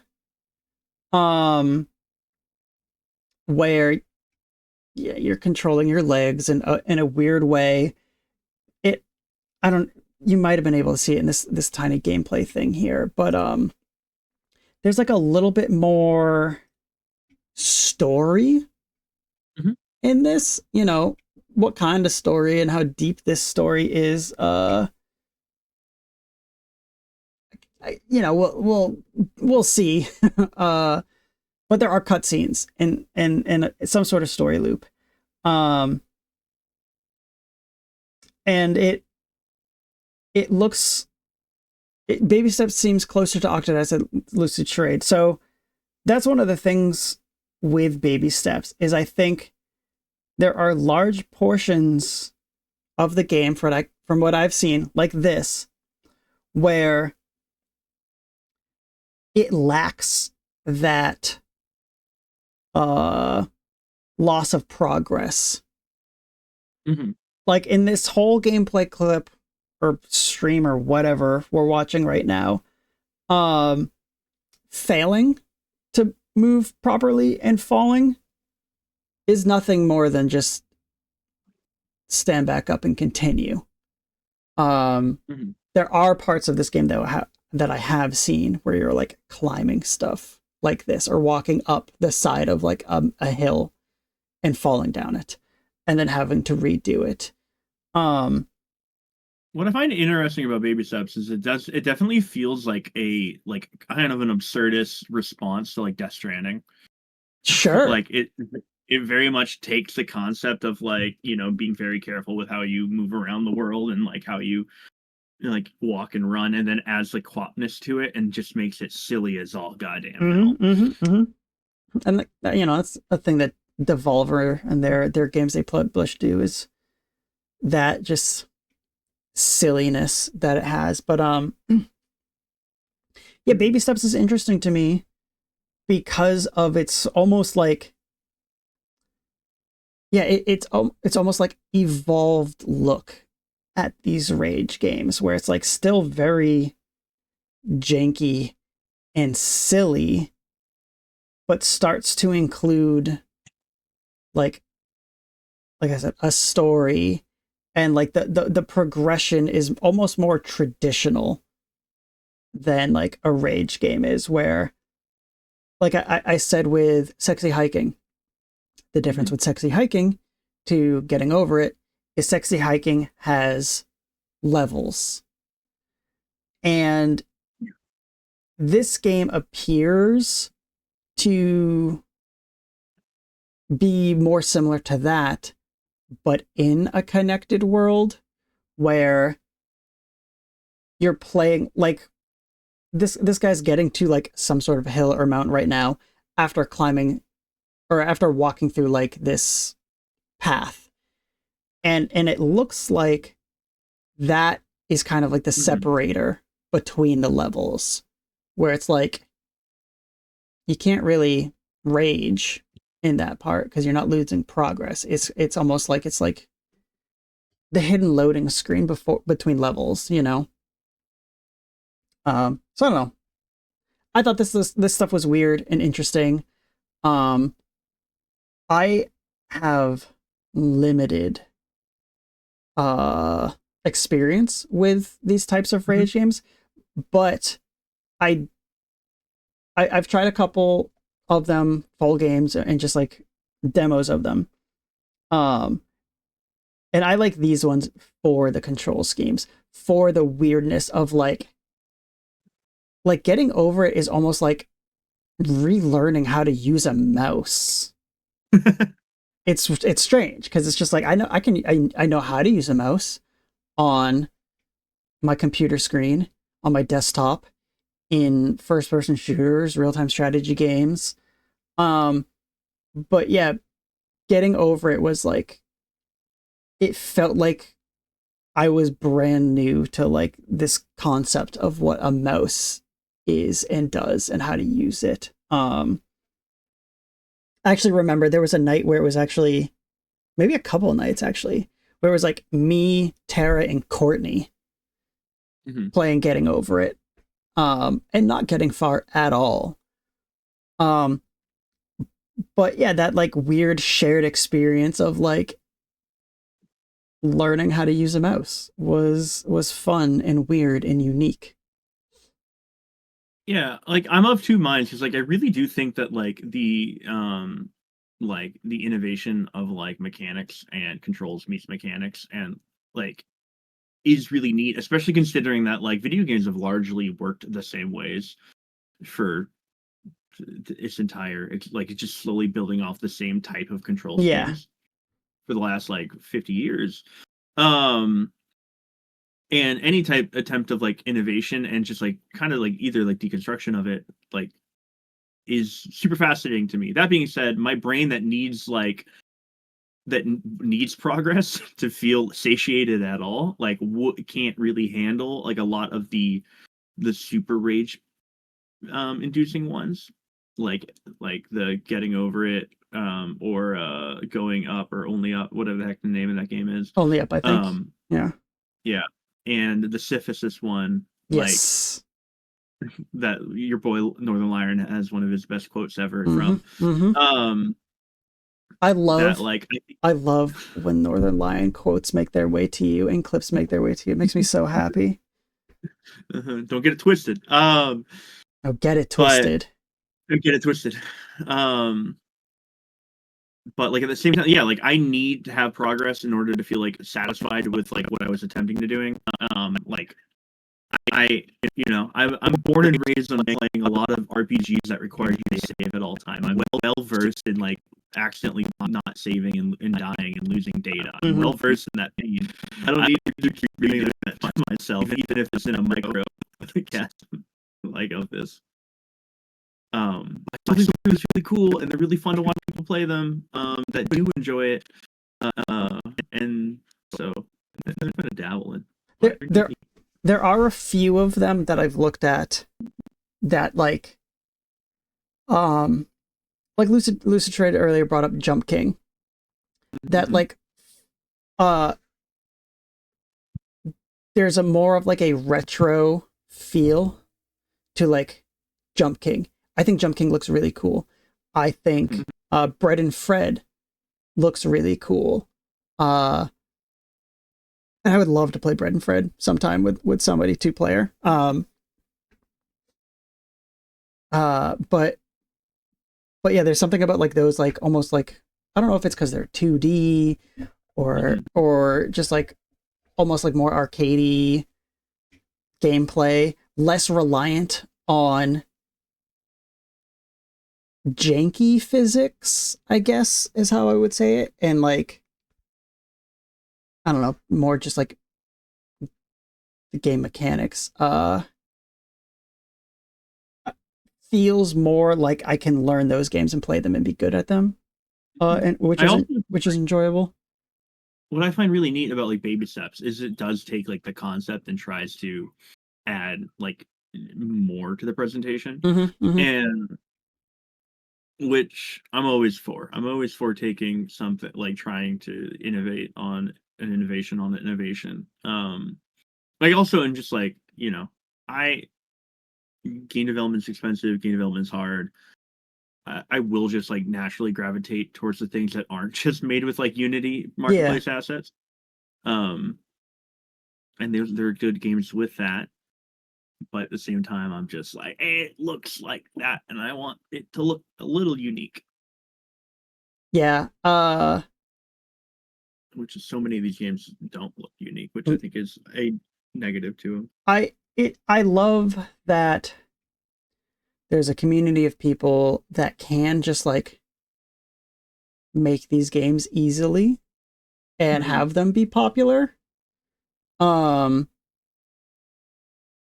But yeah, like you're saying with Baby Steps, and I said a little bit earlier, it's nice and refreshing to see someone take this a little bit, I want to say like a little bit more serious, but still be really stupid with it, because they know this genre.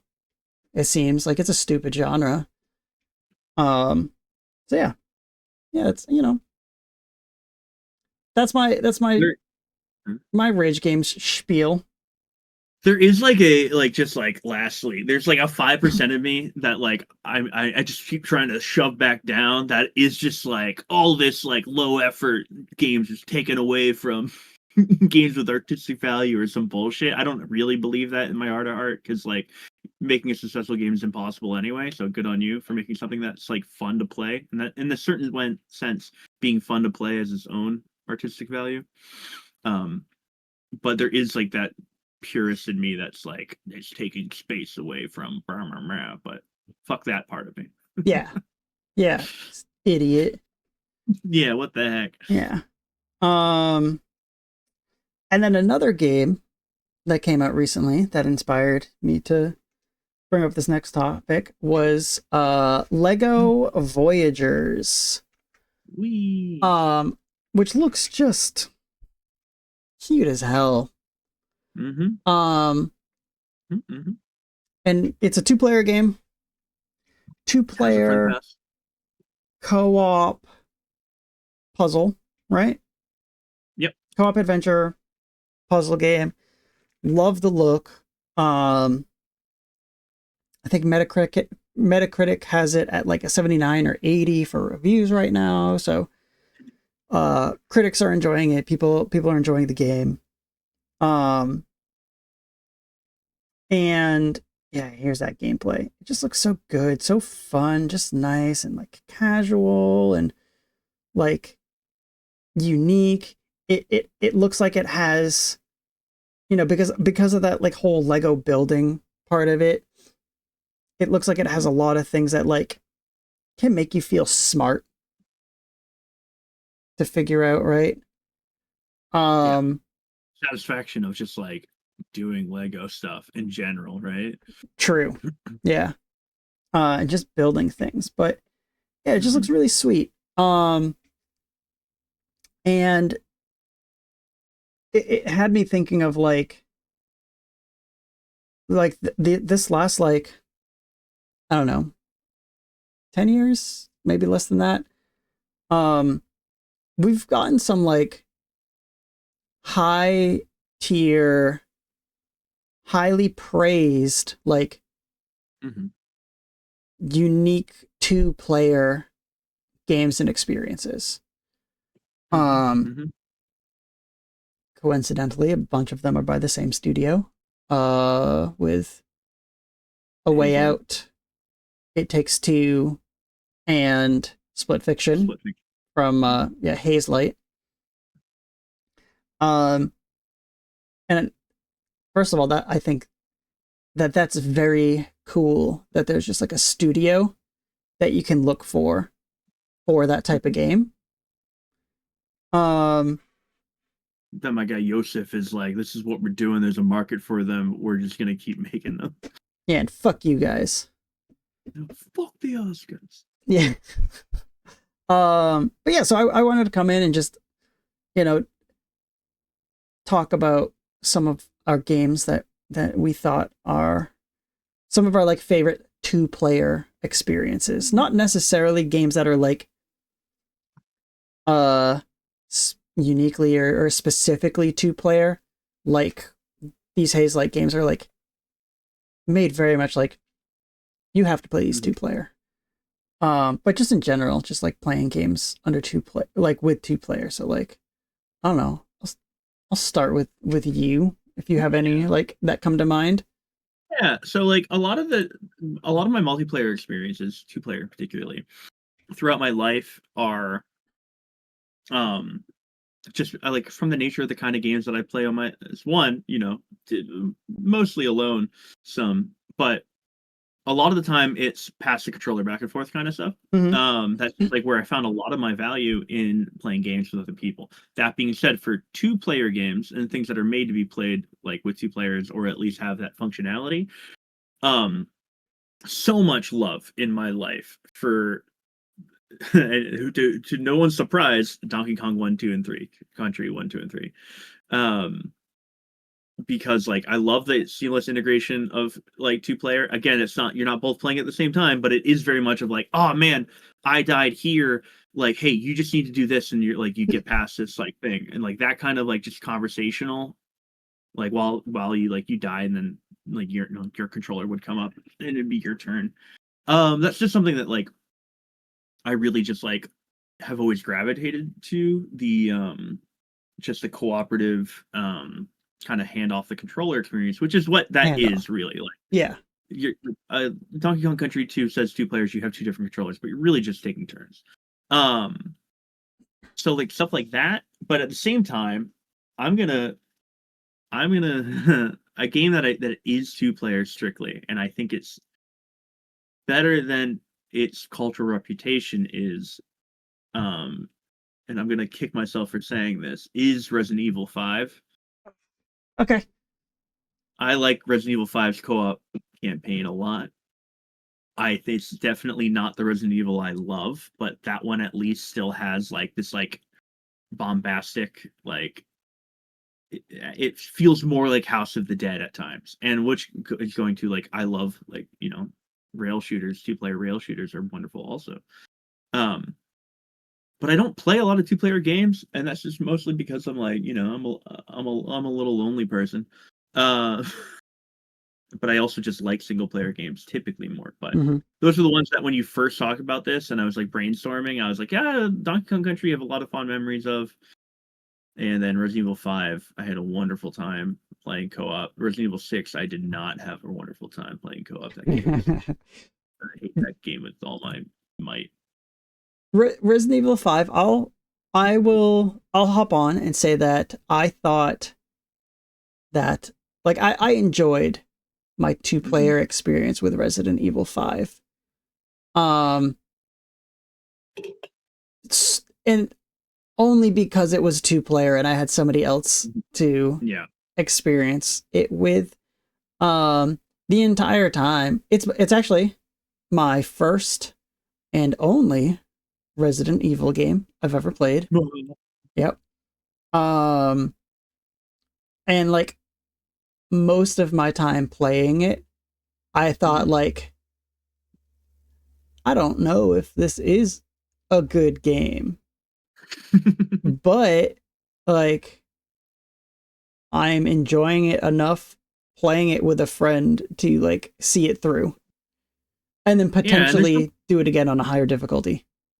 there's something about it, like its arcadiness is works just well enough to make it work co-op, which is, and like the reason why I think it is like interesting is because how much like Resident Evil 6 attempted to be similar and it just like failed miserably. Like it was just like literally like, all right, we have the basic the base of Resident Evil 5, let's try to improve upon that, and everything they did just made it a worse experience for the player. So like 5 did something right. It's not perfect by any means. It's still a lower tier Resident Evil for me. But I'd argue that 6 also did something right. And it re-steered the ship in a new direction. Yeah, it failed so much that they decided to make good games again. Yep, exactly. Yeah, 7 came out, and 7 first person game for Resident Evil, correct? Other than like light gun games or whatever, but yeah, there's Survivor and there's Dead Aim. Yeah, 7 came out in like a roar of success, and then each new Resident Evil thing they've done since then has continued to be successful. It feels like they have some sort of design doc and formula going on now where they're like, we can keep making Resident Evil games and they're different than the last, but they're good. One of my favorite 2-player games. So I almost brought in and wanted to talk about Sonic the Hedgehog 3 and Knuckles.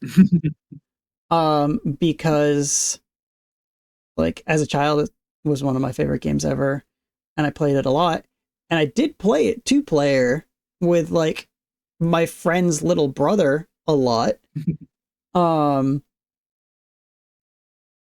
But I don't know, it didn't feel quite right as a 2-player experience to me, just because of how I was playing it with like I said, I was a child playing with my friend's younger brother who was Tails. So like, was it 2 players? I don't know. Yeah, you're 1.5. But Portal 2 is one where I played the 2-player portion of Portal 2, and like Portal 1 was such a joy and like surprise.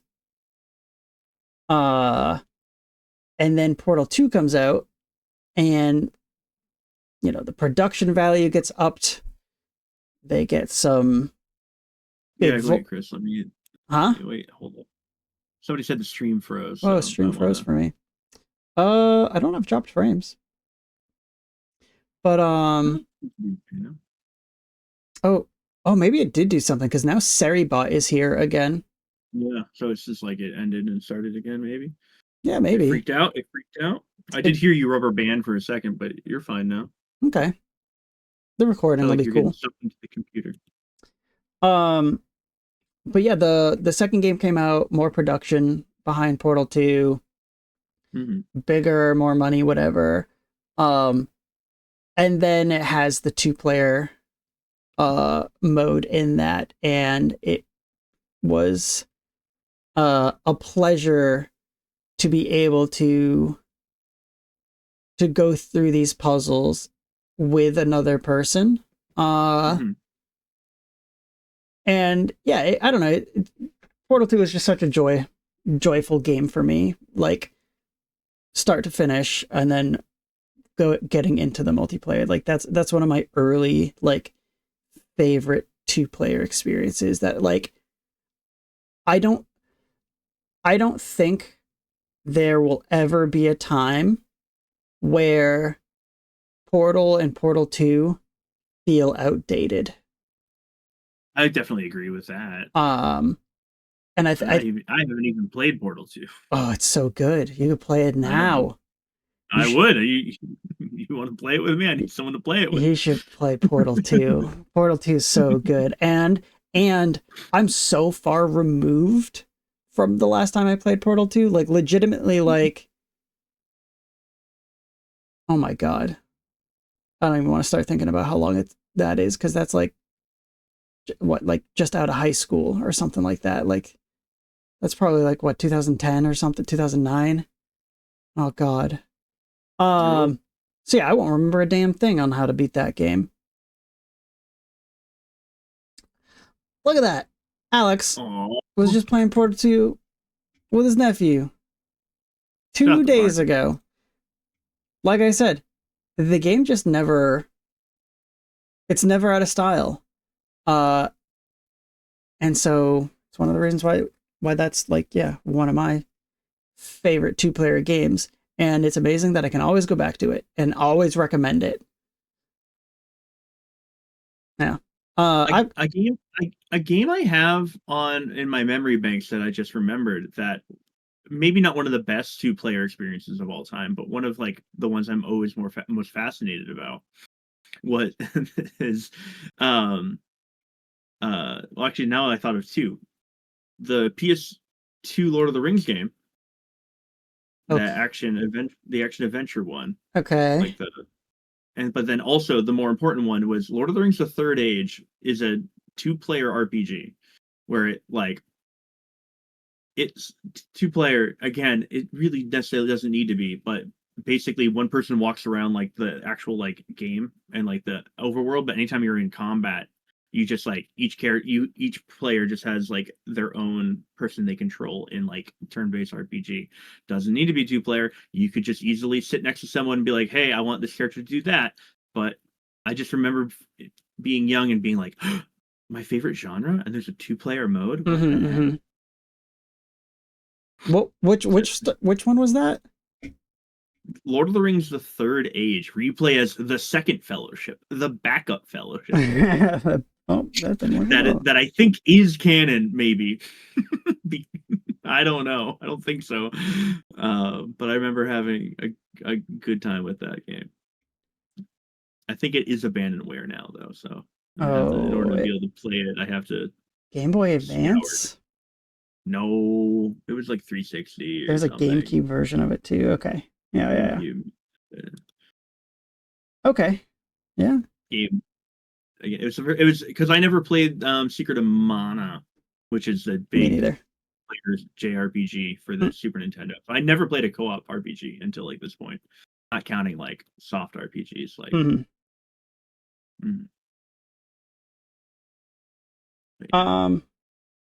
yeah, I've never played. I don't know if I've ever played that game. It looks cool though. I like there's a lot of RPGs that like have a 2-player mode where it's like they control one other person in combat, and it's like a little half-baked, right? But yeah, it sounds like this is more, there's more control in that.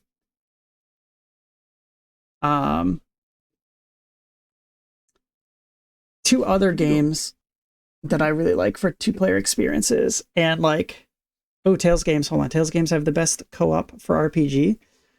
I played Arise by myself.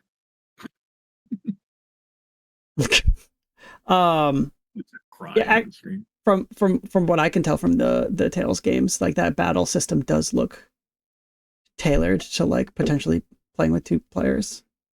That is cool. I forget which one I saw. Tales of Vesperia?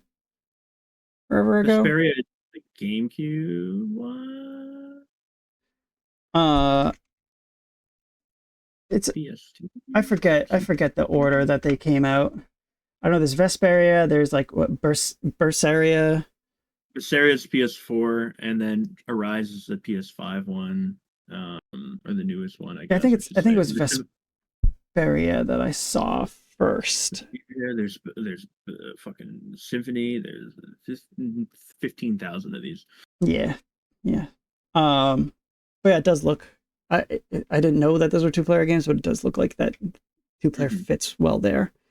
Yeah, the two other games that I have fond playtime with, I played them both with my wife, so that's probably a big part of it too. Um, but Cuphead was a big one. Both of these games, I'll say, are games that are like perfectly feasible single player. I just played them 2-player.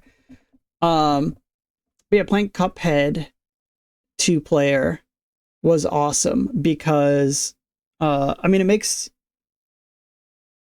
makes battles longer, I guess. Like it makes the game technically harder.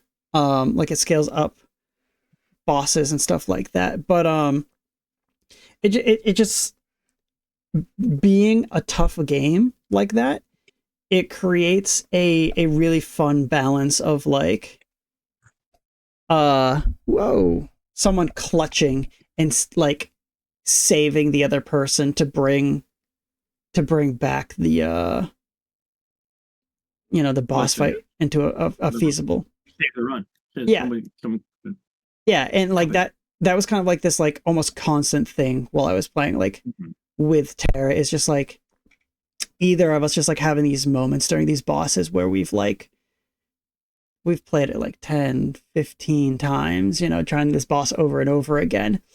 And then there's a run where like one of us, like we're doing super well and one of us dies and like it's looking like the cards are playing out the same way as before, but then like she clutches up and somehow hits like the save on me in a way that like didn't look feasibly possible, and then we come back and win. And like having like a probably similar to like a Dark Souls, where it's like you're up against this like really tough like encounter, which like at times maybe seems impossible. It's like strenuous, and then just like to be able to pull that out with another person, I don't know, it's really cool and rewarding. Yeah, because it has like that fuck yeah moment, but then you have it shared with somebody else. And you like high five and make out. That's what in my experience, at least. I don't know. Yeah. And then the other game, because Cuphead, one of the rare games that like I 100%ed. Tara and I played that co-op, played it did 100% in that game together. And then the other game that we played the crap out of 2-player is Kingdom 2 Crowns. You love that game. I hear you talk about that game. I used to hear you talk about the game all the time. I do love Kingdom 2 Crowns. Tara also loves Kingdom 2 Crowns, which is what made it such a great game to play 2-player, is because like she loved it so much. And like I liked the game a lot, and then I introduced it to her, and then she fell in love with it, and then we were able to play it together. And then they've come up with like tons of like different DLC packs that we've played through together. And so like Kingdom 2 Crowns, again, a game you can play 1-player. One of the aspects though of playing it 2-player that I liked is, for anyone who doesn't know Kingdom 2 Crowns, it's kind of like a 2D town building tower defense sort of game, where you're managing your economy to build your towers and your army farther out to the map to get to these portals which your enemies are coming out of, to destroy the portals on both ends, left side, right side of this 2D map.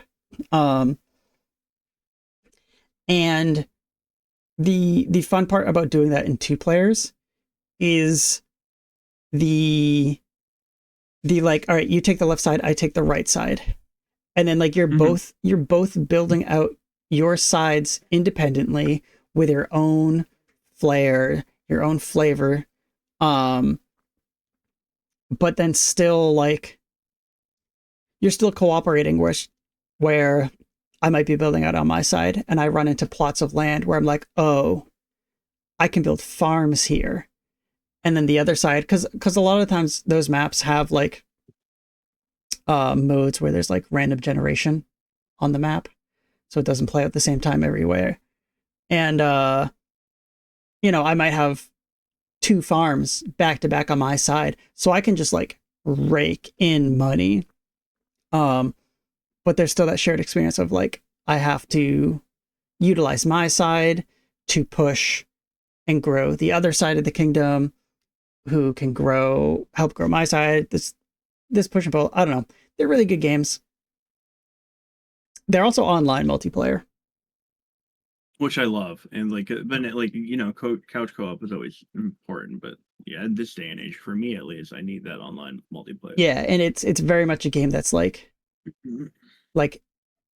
for whatever reason, like doesn't appear to be online multiplayer. Like for whatever reason, like having online multiplayer in that game was such like a, oh my god, this has that. That's so awesome. I believe if anyone is, how do I get out of this, interested in the Kingdom series, one of them's free. So you have so on Steam you have 3 games. You have Kingdom New Lands, Kingdom 2 Crowns, which is the one that's like consistently updated with like DLC. One of the DLC packs they had is inspired or in cooperation with oh my gosh, what is that? Castlevania, like Bloodstain? What is it? Bloodstain? Yes. Yeah. There's a bloodstained DLC. And with every DLC, like the environment changes a little bit, the mechanics of how like your army works or your tower works or how you get your money or the mounts and their powers, and it just continues to evolve and grow with every DLC, which has also been fun. And then there's Kingdom 80s, which is more linear story based. It's still cool.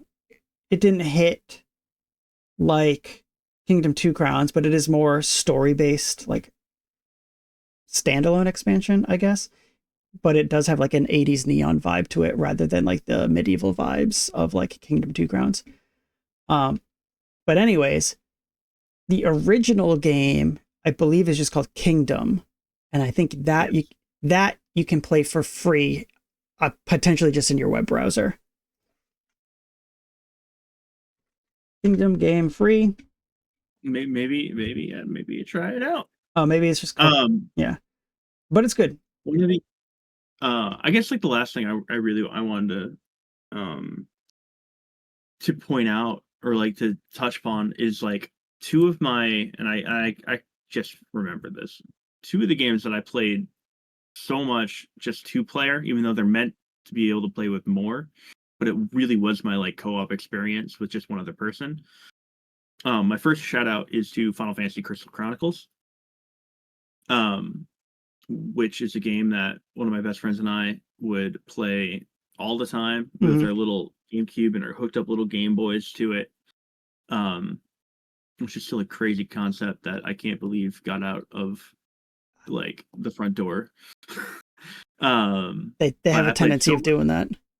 Yeah, I had a blast playing Crystal Chronicles, and like it would fundamentally change like the game, like playing it co-op, and you could play it with more people. I never had 4 people who had a Game Boy adapter and a Game Boy, and but gosh, a hell lot of that, and then of course the game we talked about a lot last week, PSO, Phantasy Star Online, the greatest game of all time. Some are saying it's not true, but it's if I had to if you were to put a gun to my head and say top 100, it's in the top. Yeah, we have very similar experiences with both those games where like I love Crystal Chronicles. And my my experience with that game is like strictly with 2 players, even though you could play it with more. It was only ever me and my cousin. And then with that same cousin, Phantasy Star Online was just like us two forever. There's a weird overlap between both those games and the same people. Yeah, those two. I don't know why those didn't come to mind, but those are definitely like core 2-player experiences for me, where it was like me and my cousin playing through Crystal Chronicles 2 together and Phantasy Star Online 2 together. Way more Phantasy Star Online though. Like we played like Phantasy Star Online is like you play through the game multiple times anyway to get to like the final difficulty, and then we played the final difficulty multiple times. Like we played the crap out of that game. I think I've mentioned it on here. It's also the game that's the reason why I like have like partially fake teeth in my mouth. Because I fell and I decided to protect the video game over protecting my face, and I smashed my face on the pavement and broke my teeth. Worth, you know, I could still play the game. Well, yeah, let's see real quick. Actually, the funny thing also is, I brought Phantasy Star to my cousins to play together. And then when I left there to like go to like the hospital and stuff to handle stuff, I left Phantasy Star Online there. And so like he just hung on to it and played it. And then when he came to visit me, like I think it was 2 days later, I remember being like, yo, did you bring Phantasy Star? And he was like, nah. I was like, what the hell, bro? That's my game. And he's like, maybe next time. And he's like, I'm still playing it. I was like, God damn it. Go back home, get my game. Yeah. All I'm saying is that, like, if it was Phantasy Star episode 1 and 2 plus, yeah, you know, even CIB $200. I don't know how much your teeth cost to fix. Maybe you made the right investment nowadays. I forgot about that too. We also did play through episode 2 multiple times. Wasn't as impressive as episode 1. So many traps. So many goddamn traps in that ruin. Also, just to kick back to Kingdom Classic, the free version is on Steam. It's just called Kingdom Classic. I don't know why it didn't pop up under the Kingdom series. Maybe I missed something, but yeah, Kingdom Classic, published by Raw Fury. It's free and fun. Oh, Dinner! I was thinking about playing through the entire story of PSO for stream. Dinner played through.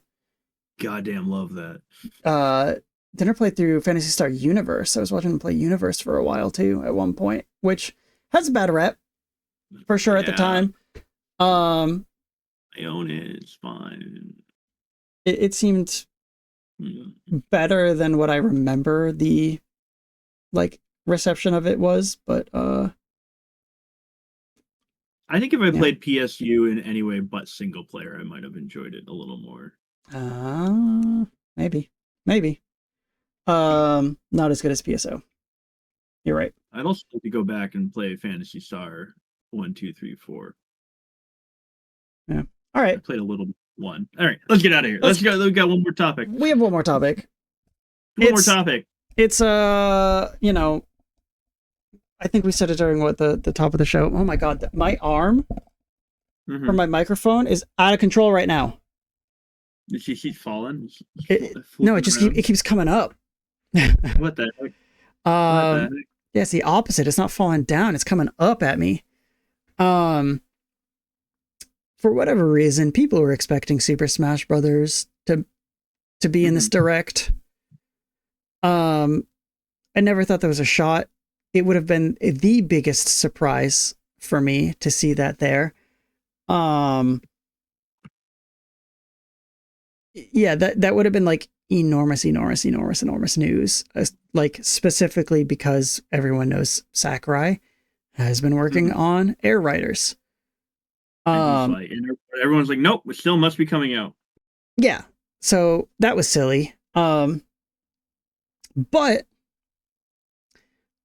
if a Super Smash Brothers 6 was actually is technically 7, right? Yeah. Smash 4 is called Smash 4. It's not called Smash 4 and Smash 4.5. It's not called Smash 4. Yeah, okay. Well, we call it Smash 4. It's called we call it, but it's not called Smash 4. It's Super Smash Bros. 3DS and Super Smash Bros. Wii U. They just happen to be basically the same exact game with the same roster.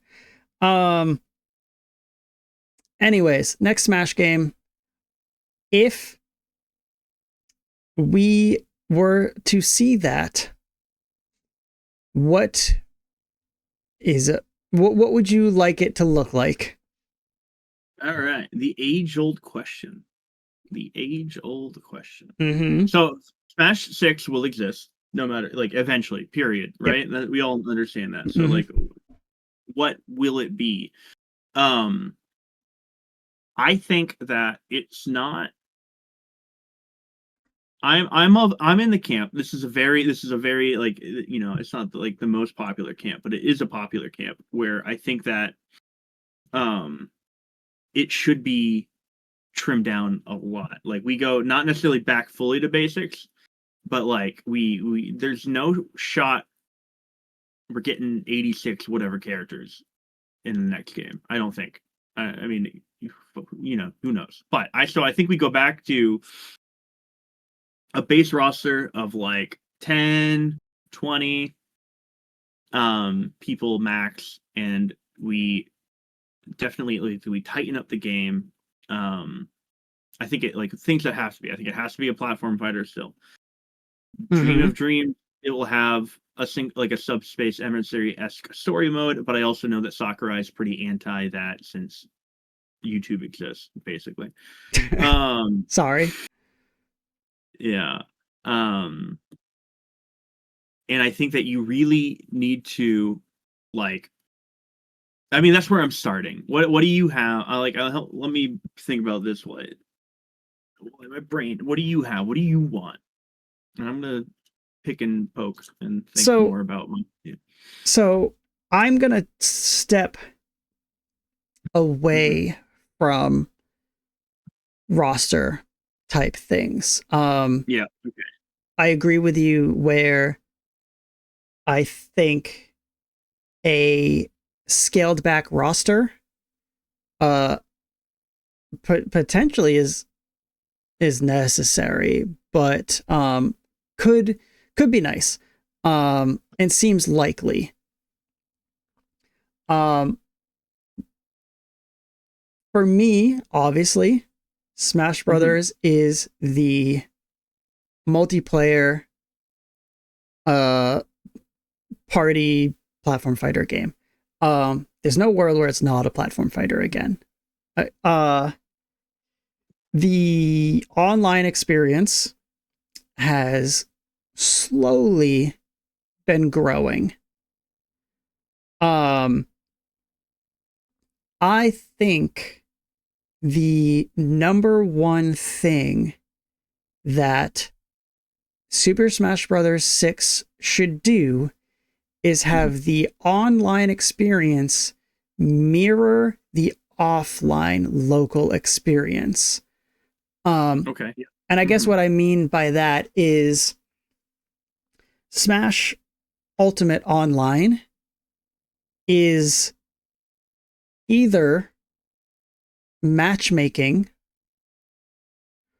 or arenas. Okay. I would like it to just be more similar to, like, the full game, I guess. I don't know how to explain it. Like, I think the fact that like the way that arenas work as this like closed experience, Yeah, feels wrong. It should, like the experience should mirror both of you sitting in front of the same TV, like more closely than just like we're in this closed off room with our limited accessibility options. Like it like more similar to like, I don't want to say Slippy. Okay. Because Slippy's not quite like what I'm thinking, because Slippy is mostly for like, I guess, the competitive like online experience. But like if I booted up Smash Brothers on Parsec or something, and then you joined through Parsec, we're both going through the menus together and everything like that. So yeah, I think like that's I hope I've gotten my point across. That's the number one thing. Is just like online should mirror offline. Workable netcode. Whoa, your mic sounds different. Whoa, it does? Yeah, it's not any louder on the Discord audio thing, but you sound louder to me for some reason. Maybe it's me. I don't know. No, I haven't done anything. Maybe I talk more assertively. Maybe I just hadn't listened to you for a while, and all of a sudden your voice is so booming. Couldn't know my gain. Ears cleared, focus, full eyed. Yeah, okay, so like, yeah, so workable netcode is obviously something that like would make it very well. If I had my dream of dreams, right? And I'm gonna go crazy. Something Nintendo will never do, so it won't happen. You put this game on PC as well. You put it on Switch and PC in order for a larger community, for like to be like a fighting game. You know, I still consider Switch a fighting game. I mean, Smash a fighting game. So in order to make it like I think that most fighting games communities thrive off of just having more places to play the game. And I think that Switch to's netcode, I mean, like Switch to Ethernet functions and whatnot like that are only so good. I think just having it on PC as well would help. I don't think that will happen. Going back, yeah, I want 20 characters. I want one of them to be Alucard, and I think we that's the only guest character is Alucard. And yeah, story mode, classic. I don't want any more than 4 players at a time. The 8-player experiment is good, and just like get it. I don't think we need it. I don't think it's necessary. Cut the fluff out. And we make it tighter. I want like the controls to feel as like the fluid as possible. I want some of the like I don't know, because part of my brain wants some of the jankiness back. I don't want tripping back, although, you know, it's funny as a concept. Yeah, I think something like Dinnermancer just said in the chat, like having like variants to several characters, I think that's very important to me. Like, you know, even in classic, you have Pikachus that with different hats and whatnot on, but like have different variants of being like, oh, you can just play at like they do with Minecraft Steve, where you can play a zombie or Enderman, but like for more characters. Mm-hmm. You know, like you can have Peach and Daisy be one character. The Echo thing is neat enough, but I don't know if you need to put like that much design time into the minute difference between like a Peach and a Daisy. I want the game to feel good to gosh darn play again, and I want it to be fun to play again. Yeah, I think like the input delay is the main thing. Like I think a little bit less input delay, and then like remove the like added input delay that like just playing online gives you. And I think it'll feel a little better, a little more responsive. Mhm. The input delay is mostly just for like ease of access, but the amount in Ultimate makes it feel like you don't feel as in control of your character a lot of times, because you're trying to go faster than the game allows you to go. So yeah, it becomes less fluid. And the point that you made with like the variants, where you're like, yeah, you could just have like Daisy be a variant of Peach or whatever. Um, I the way that it works now in Ultimate is almost like Peach has the palette swaps, right? Uh, Yeah. it's like it's like going from like Peach, and the different colors of Peach are rare skins, and Mhm. then Daisy is the legendary skin. Yeah, pretty Like much. Yeah, exactly. that's and I think that is how Nintendo can do this with Smash 6. It's very much in line like with like Rivals of Aether 2. Rivals of Aether 2 has the base skin and then different palettes for that skin. And then it has a new skin and different palettes for that skin. And I it just seems so simple for Nintendo to do, and to just like slowly roll out as DLC. It's another revenue, like more income, Yeah. and Mhm. an additional way to create hype. Where you can have a wedding Peach.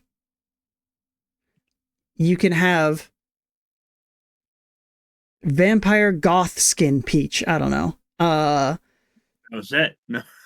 You can have the Bowsette skin. The Toadette. The Mhm. the what is it? Peachette. Peachette. Peachette, yeah. You can have the Peachette skin. With its different palettes and whatnot. And like, I think that's like, yeah, that's just like an extra way to like inject hype into characters that are already out. It's similar to what they've done strictly with the Miis, but for the cool characters in the game. Yeah. Yeah, I think like definitely. And honestly, like I hate to be the person like, but I love doing it as a bit of being like more monetization, monetization. It's But like it's just such it's a so simple thing. easy Yeah. to have like to either like sell skins or even have them just as unlockables. Like I don't know. Um, it's just like allowing you to have more like individuality with your character. Like Mm-hmm. you don't probably don't want like complete control over what your character looks like, because that would like, you should know who you're playing against at all times. Mm-hmm.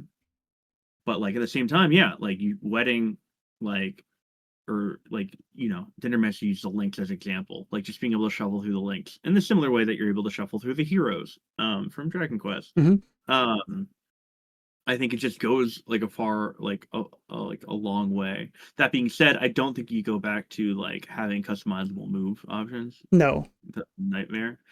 I To the point where I'm like, I also don't know if we even do Mii's again, since Mii's are pretty much non-existent for Switch 2, other than Tamagotchi Life, and that's its own thing. Um, because like the chaos of like a Mii character and like the move sets and stuff like that, it just adds too much variables, I think. Um, but I don't like. There's part like I don't know how much you can do like to really shake up like the like the formula. Like, what else do you add to, like, that's like, I mean, this is why I'm not like a game developer. It's like, what can you do to platform fighters that hasn't been done? Like, what's next on their evolution? I mean, I think some of the stuff that they've done Mm-hmm. can be potentially built upon. For instance, Smash Run. Yeah, Smash Run. I think you can Kirby build. Air Ride of platform fighters. I think you can build off of that mode. Um, I think we can bring back the challenges, the melee challenges. Mhm. Yeah. I think that's very. I think that's easy enough to do. All-star mode. There's those modes that I think they could bring back. And then yeah, it's tough to say like what something new that they could do without just being like battle royale. Mhm. You can now fit 16 people on one game. Yeah. Um,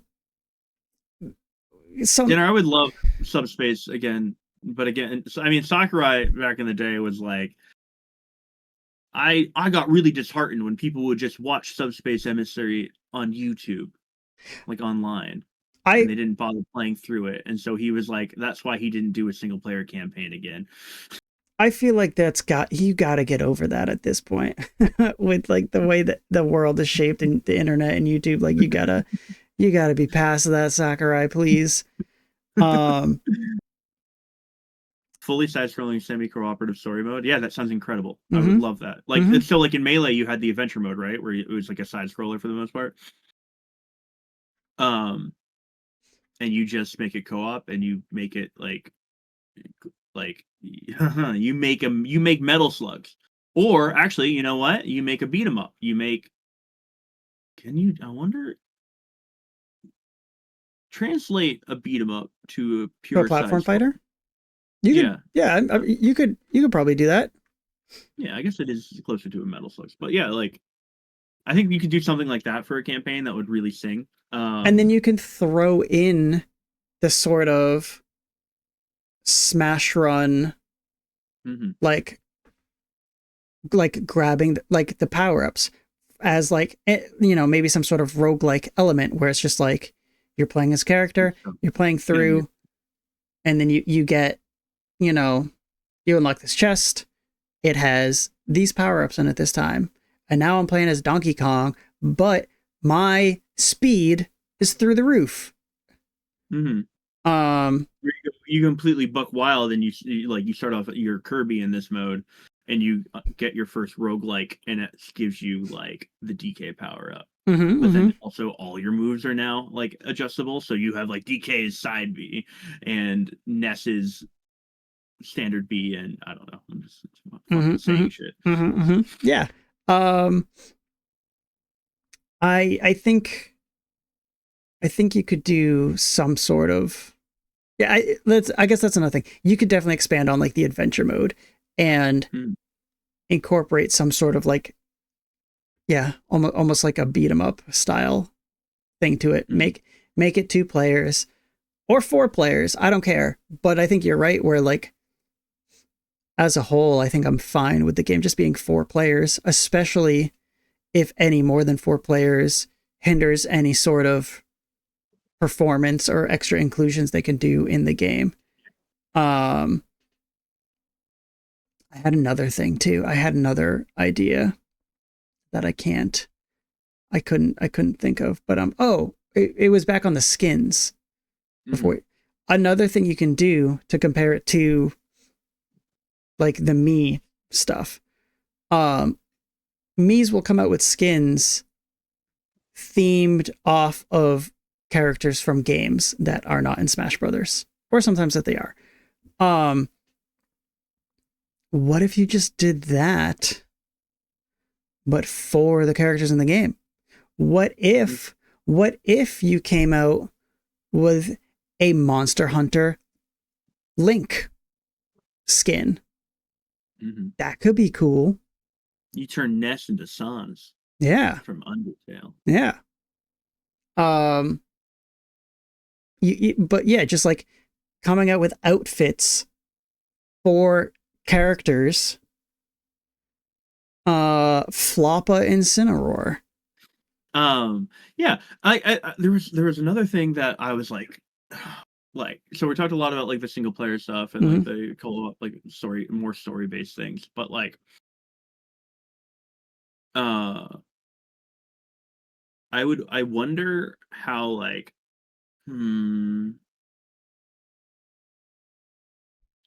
wait, no. I remember what I was gonna say. It had nothing to do with any of that. What I love about Ultimate is that it is like almost like a museum of video games just in general. Mm-hmm. And I really think we don't try to do that again. Or like there's a sticker for almost every franchise known to mankind in Ultimate. And like I don't know if you just make this like the core Nintendo again and you just go through and you make it like its own little celebration of Nintendo. In the same I'm trying to think how my brain is envisioning this. Like it would be cool. I'm gonna in like this story mode that we've thing is if it was just like you went straight through every Nintendo franchise. I'm going crazy like from just Do like inception. So like you start off and it's Donkey Kong Arcade, and then like you two co-op. You're both Jumpman, red and green. You get to the end, you fight DK, you unlock DK. Now it's Donkey Kong, the Donkey Kong game, the Junior where he fights Mario. I don't know, but like you just like I like this giant celebration, progression through time. Yeah, progression through time. I think that would be really really cool. That would be like if I got your pure say of like what we're gonna do. Because again, Smash is just the Nintendo fighter, but it's also like look at all of like our history right here, and like this is Nintendo's history, and then Ultimate was like look at everyone's history. But I'm like, nah, let's focus it more. Yeah, I think like Smash Bros being like a museum, like it is. I think they've played too much into that. And like it did like it started in Melee, right? Because Melee had the trophies. Yeah. I don't necessarily think you need to do more than what you did in the past. And don't get me wrong, I love the history stuff. I love the museum stuff.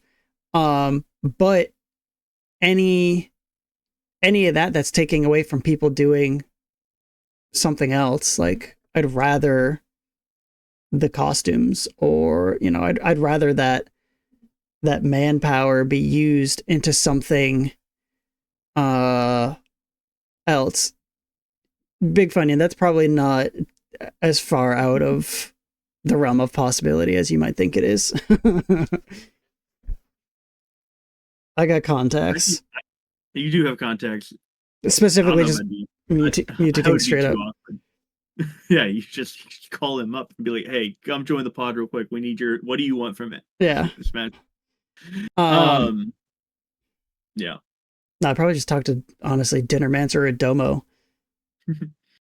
and have them help facilitate Mewtwo King and how zany and off the rails and nonsensical that would become. I think like me, you, Dinner, and Domo, we just we'll have the modcast with Mewtwo King and K. Yeah. Although, I mean, something that like we're not too far removed from like the competitive like aspects of Smash. But it would be interesting to hear from like competitors what they would like to see, because I know, and like Mewtwo King is a good reference for this, because like other than like the technical aspects of how the game plays and how ledges work in Ultimate compared to 4, compared to Brawl, compared to Melee, which is a topic, I guess, a major topic in it. I think the ledges in Ultimate are the best that they've been since Melee. And I don't know if I necessarily want Melee ledges again, but some additional type of ledge change to make it closer to Melee could be cool. But yeah, a lot of the competitive players are so deep and knowledgeable about those aspects of the game, but also are just nerds about the game and love like every aspect of it. Like Plup, for instance, is like really big into like the all-star mode. And so like I wonder what these other players would say, because they've put so much time into the game and every aspect of the game. I'm sure they have like their own opinions of like what they would like to see. I just think that so Dinner mentioned in the chat said he would like to get rid of short hop macro and change the buffering system. You talked about the buffering system earlier. I would just like there be a single button to short hop instead of me having to hit 2 buttons at the same time. Yeah, I think that's fine. I don't disagree with that. Like, again, that's what Rivals does. Rivals, you can map jump and short hop. Jump and short hop. Yeah. It's one of those things though where that becomes an accessibility versus practice thing, where like a lot of people who have just like put in all this time to like learn the habits of short hopping just naturally, it's tough to see when other people can bypass that time and just press a button. Lowering the skill ceiling, I guess, is how some people would like see it. And I understand those arguments, but I do think like just having, I don't know, I wouldn't mind just a short hop button. It's still one of those things to me though, like having it in like Rivals too. It still takes your brain power to like conceive like moving your thumb from one jump button to a different jump button. Like the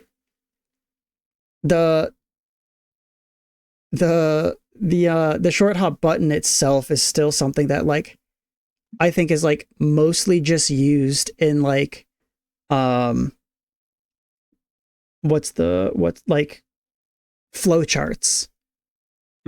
Like it's not like you don't reactively short hop with the short hop button. I don't think people are ready to reactive short hop. You're ready to jump and then short hop with the jump button, I think.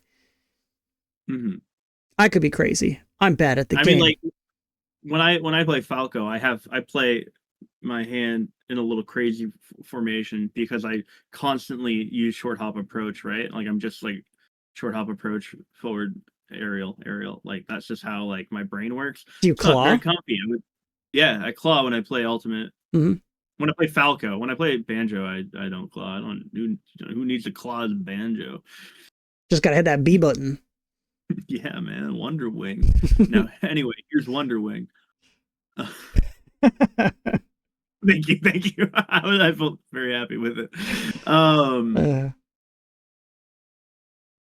I don't know. It's hard. Like what? Like I don't know. What else is there to say? You throw out the game and you make it a 2D fighter. I guess It's not no platforms. my They say Mario can't jump anymore. He's got no hops. yeah, they do say that. Yeah, my biggest thing again, like part of it is because I think I trust that they put enough into the game, enough modes and items and characters and whatever. They put enough different ways to play the game, but in Ultimate, 75%, 80%, whatever more of the ways that you play Smash is restricted to playing locally.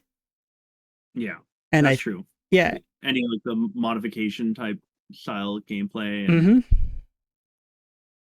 why can't I run like it has, and like it's always has had its like tournament system in Smash, right? Like you could, like since Melee, you could put 4 players or however you can put as many players as you wanted in a bracket that was made in the game, and you could include computers in it and whatnot. And Ultimate Online has a tournament mode, but like you're just entering it and just playing random people of whatever skill level online. Like, why can't I do my tournament system, but just with my friends? Why can't I do special Melee, but with my friends? You know, that's my number one thing that it needs to do is just like, make offline or make online mirror offline. You should also make it so that there's a there's a round robin mode specifically. Yeah, absolutely. A quick round robin mode. Quick round robin mode. Yeah, where everybody plays everybody once, and then you get into the seeding, and then like after 3 hours have passed, you're ready to start. 100%. Yeah, and then like it's just like I think that would just be better for everyone if we had a quick round robin mode, and then a tournament bracket right after that. It would be insane if, like Liz just said, it make it easier to have TOing bracketing. It would be insane if like you could have an organized tournament held within the game where you have the organizer who sets up the name, puts a password on it, and then anyone who signs up, like whatever, gets the password to join the thing, and then the game just handles the bracket. That'd be great. I guess, you know what, the other thing that it could do is maybe enhance like the spectating experience online. It has spectator mode, and it's fine, I guess, but there might be more that you can do with spectating that could be cool, like different angles or something like that. Like other games have done stuff with spectator mode where it's like a free camera. And yeah, I don't know. It could be something that's like fun and adds to like the viewing experience if you add a little more extra to the spectate mode. Yeah, you know, item, you know, we're all buying it regardless of what they do. It's true. It's so true. Regardless of how much we boycott Nintendo for whatever and whatever they do with Smash. Like 2 copies if they put Alucard in it. You're like, hey, you just said how you want to know guest characters. Well, no, you said only Alucard. Yeah. Yeah, only Alucard. You know, when we hop into the game duel after the show, we gotta, we're gonna have to do Castlevania as our first guess. Yeah, we so are. Yeah. You want to get there? You wanna? I think so. I think we've thrown out enough for Smash 6. Also, modes like the home run derby and stuff like that. Yeah. Break the target. Break the target. Bring back break the target. The platforms thing, like, and have those. You know, maybe you can play those online too. I don't know. Make offline and online the same. Unified experience. Yeah. All right. I think that's the show. I think that's the show. Mm-hmm. I think that's the show. Yeah, next week. Next week. Rumors of a state of play happening. Okay. Either next week or the week after. So there might be info about that. Maybe get to see a little bit of this Wolverine game or this Venom game. I don't know. Mm-hmm. Both of those rumored. Mm-hmm. That's wild to me that we're getting Wolverine and Venom and that other freaking game that what's their names are making. You know, the one. Mm-hmm. I explained that well. You caught right on. Ratchet and Clank? Nope. The sci-fi Naughty Dog game. Oh, Sonos? Nope. No. Oh, Sonos is the that's Returnal.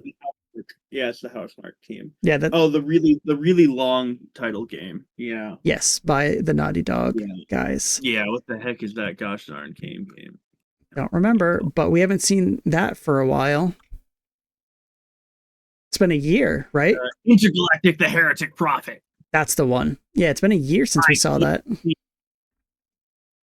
Yeah, it's been a while. Yeah. Domo says another day of me being so busy that I missed the park bench. Well, lucky for you, it's on YouTube. So you can catch it on YouTube later today, probably, maybe tomorrow. I don't know. Go do that, Domo. Yeah.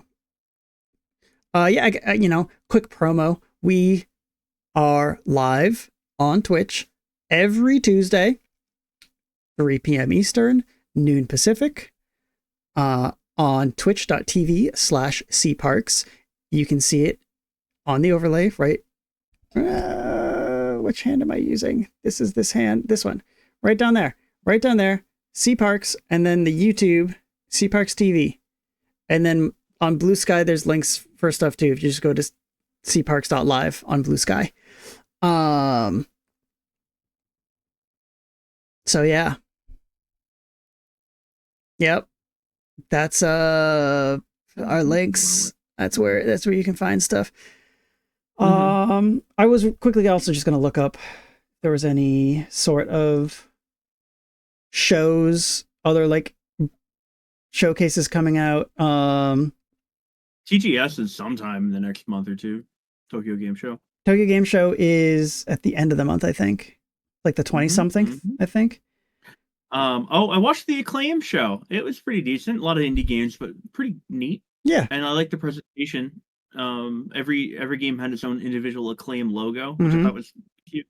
I'm kind of happy that it was just like, it seemed to be neat indie games and not like trying to just bite off way more than it can chew right away. So I hope those games do well. Yeah, they could be doing it smart. All right, so here's some interesting stuff for the rest of the month for shows that I can see. There is Tokyo Game Show, which is, it looks like maybe the 25th? No, 23rd. I think it starts the 23rd with the Annapurna, and there's on the 23rd, there's the Annapurna Interactive Direct from Tokyo 2025.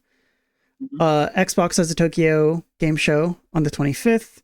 PC Game Show at Tokyo on the 28th. So it's a long stretch of, it's like a week long where there's going to be like something coming out. And then also Tokyo Game Showing. Yeah, RGG Summit.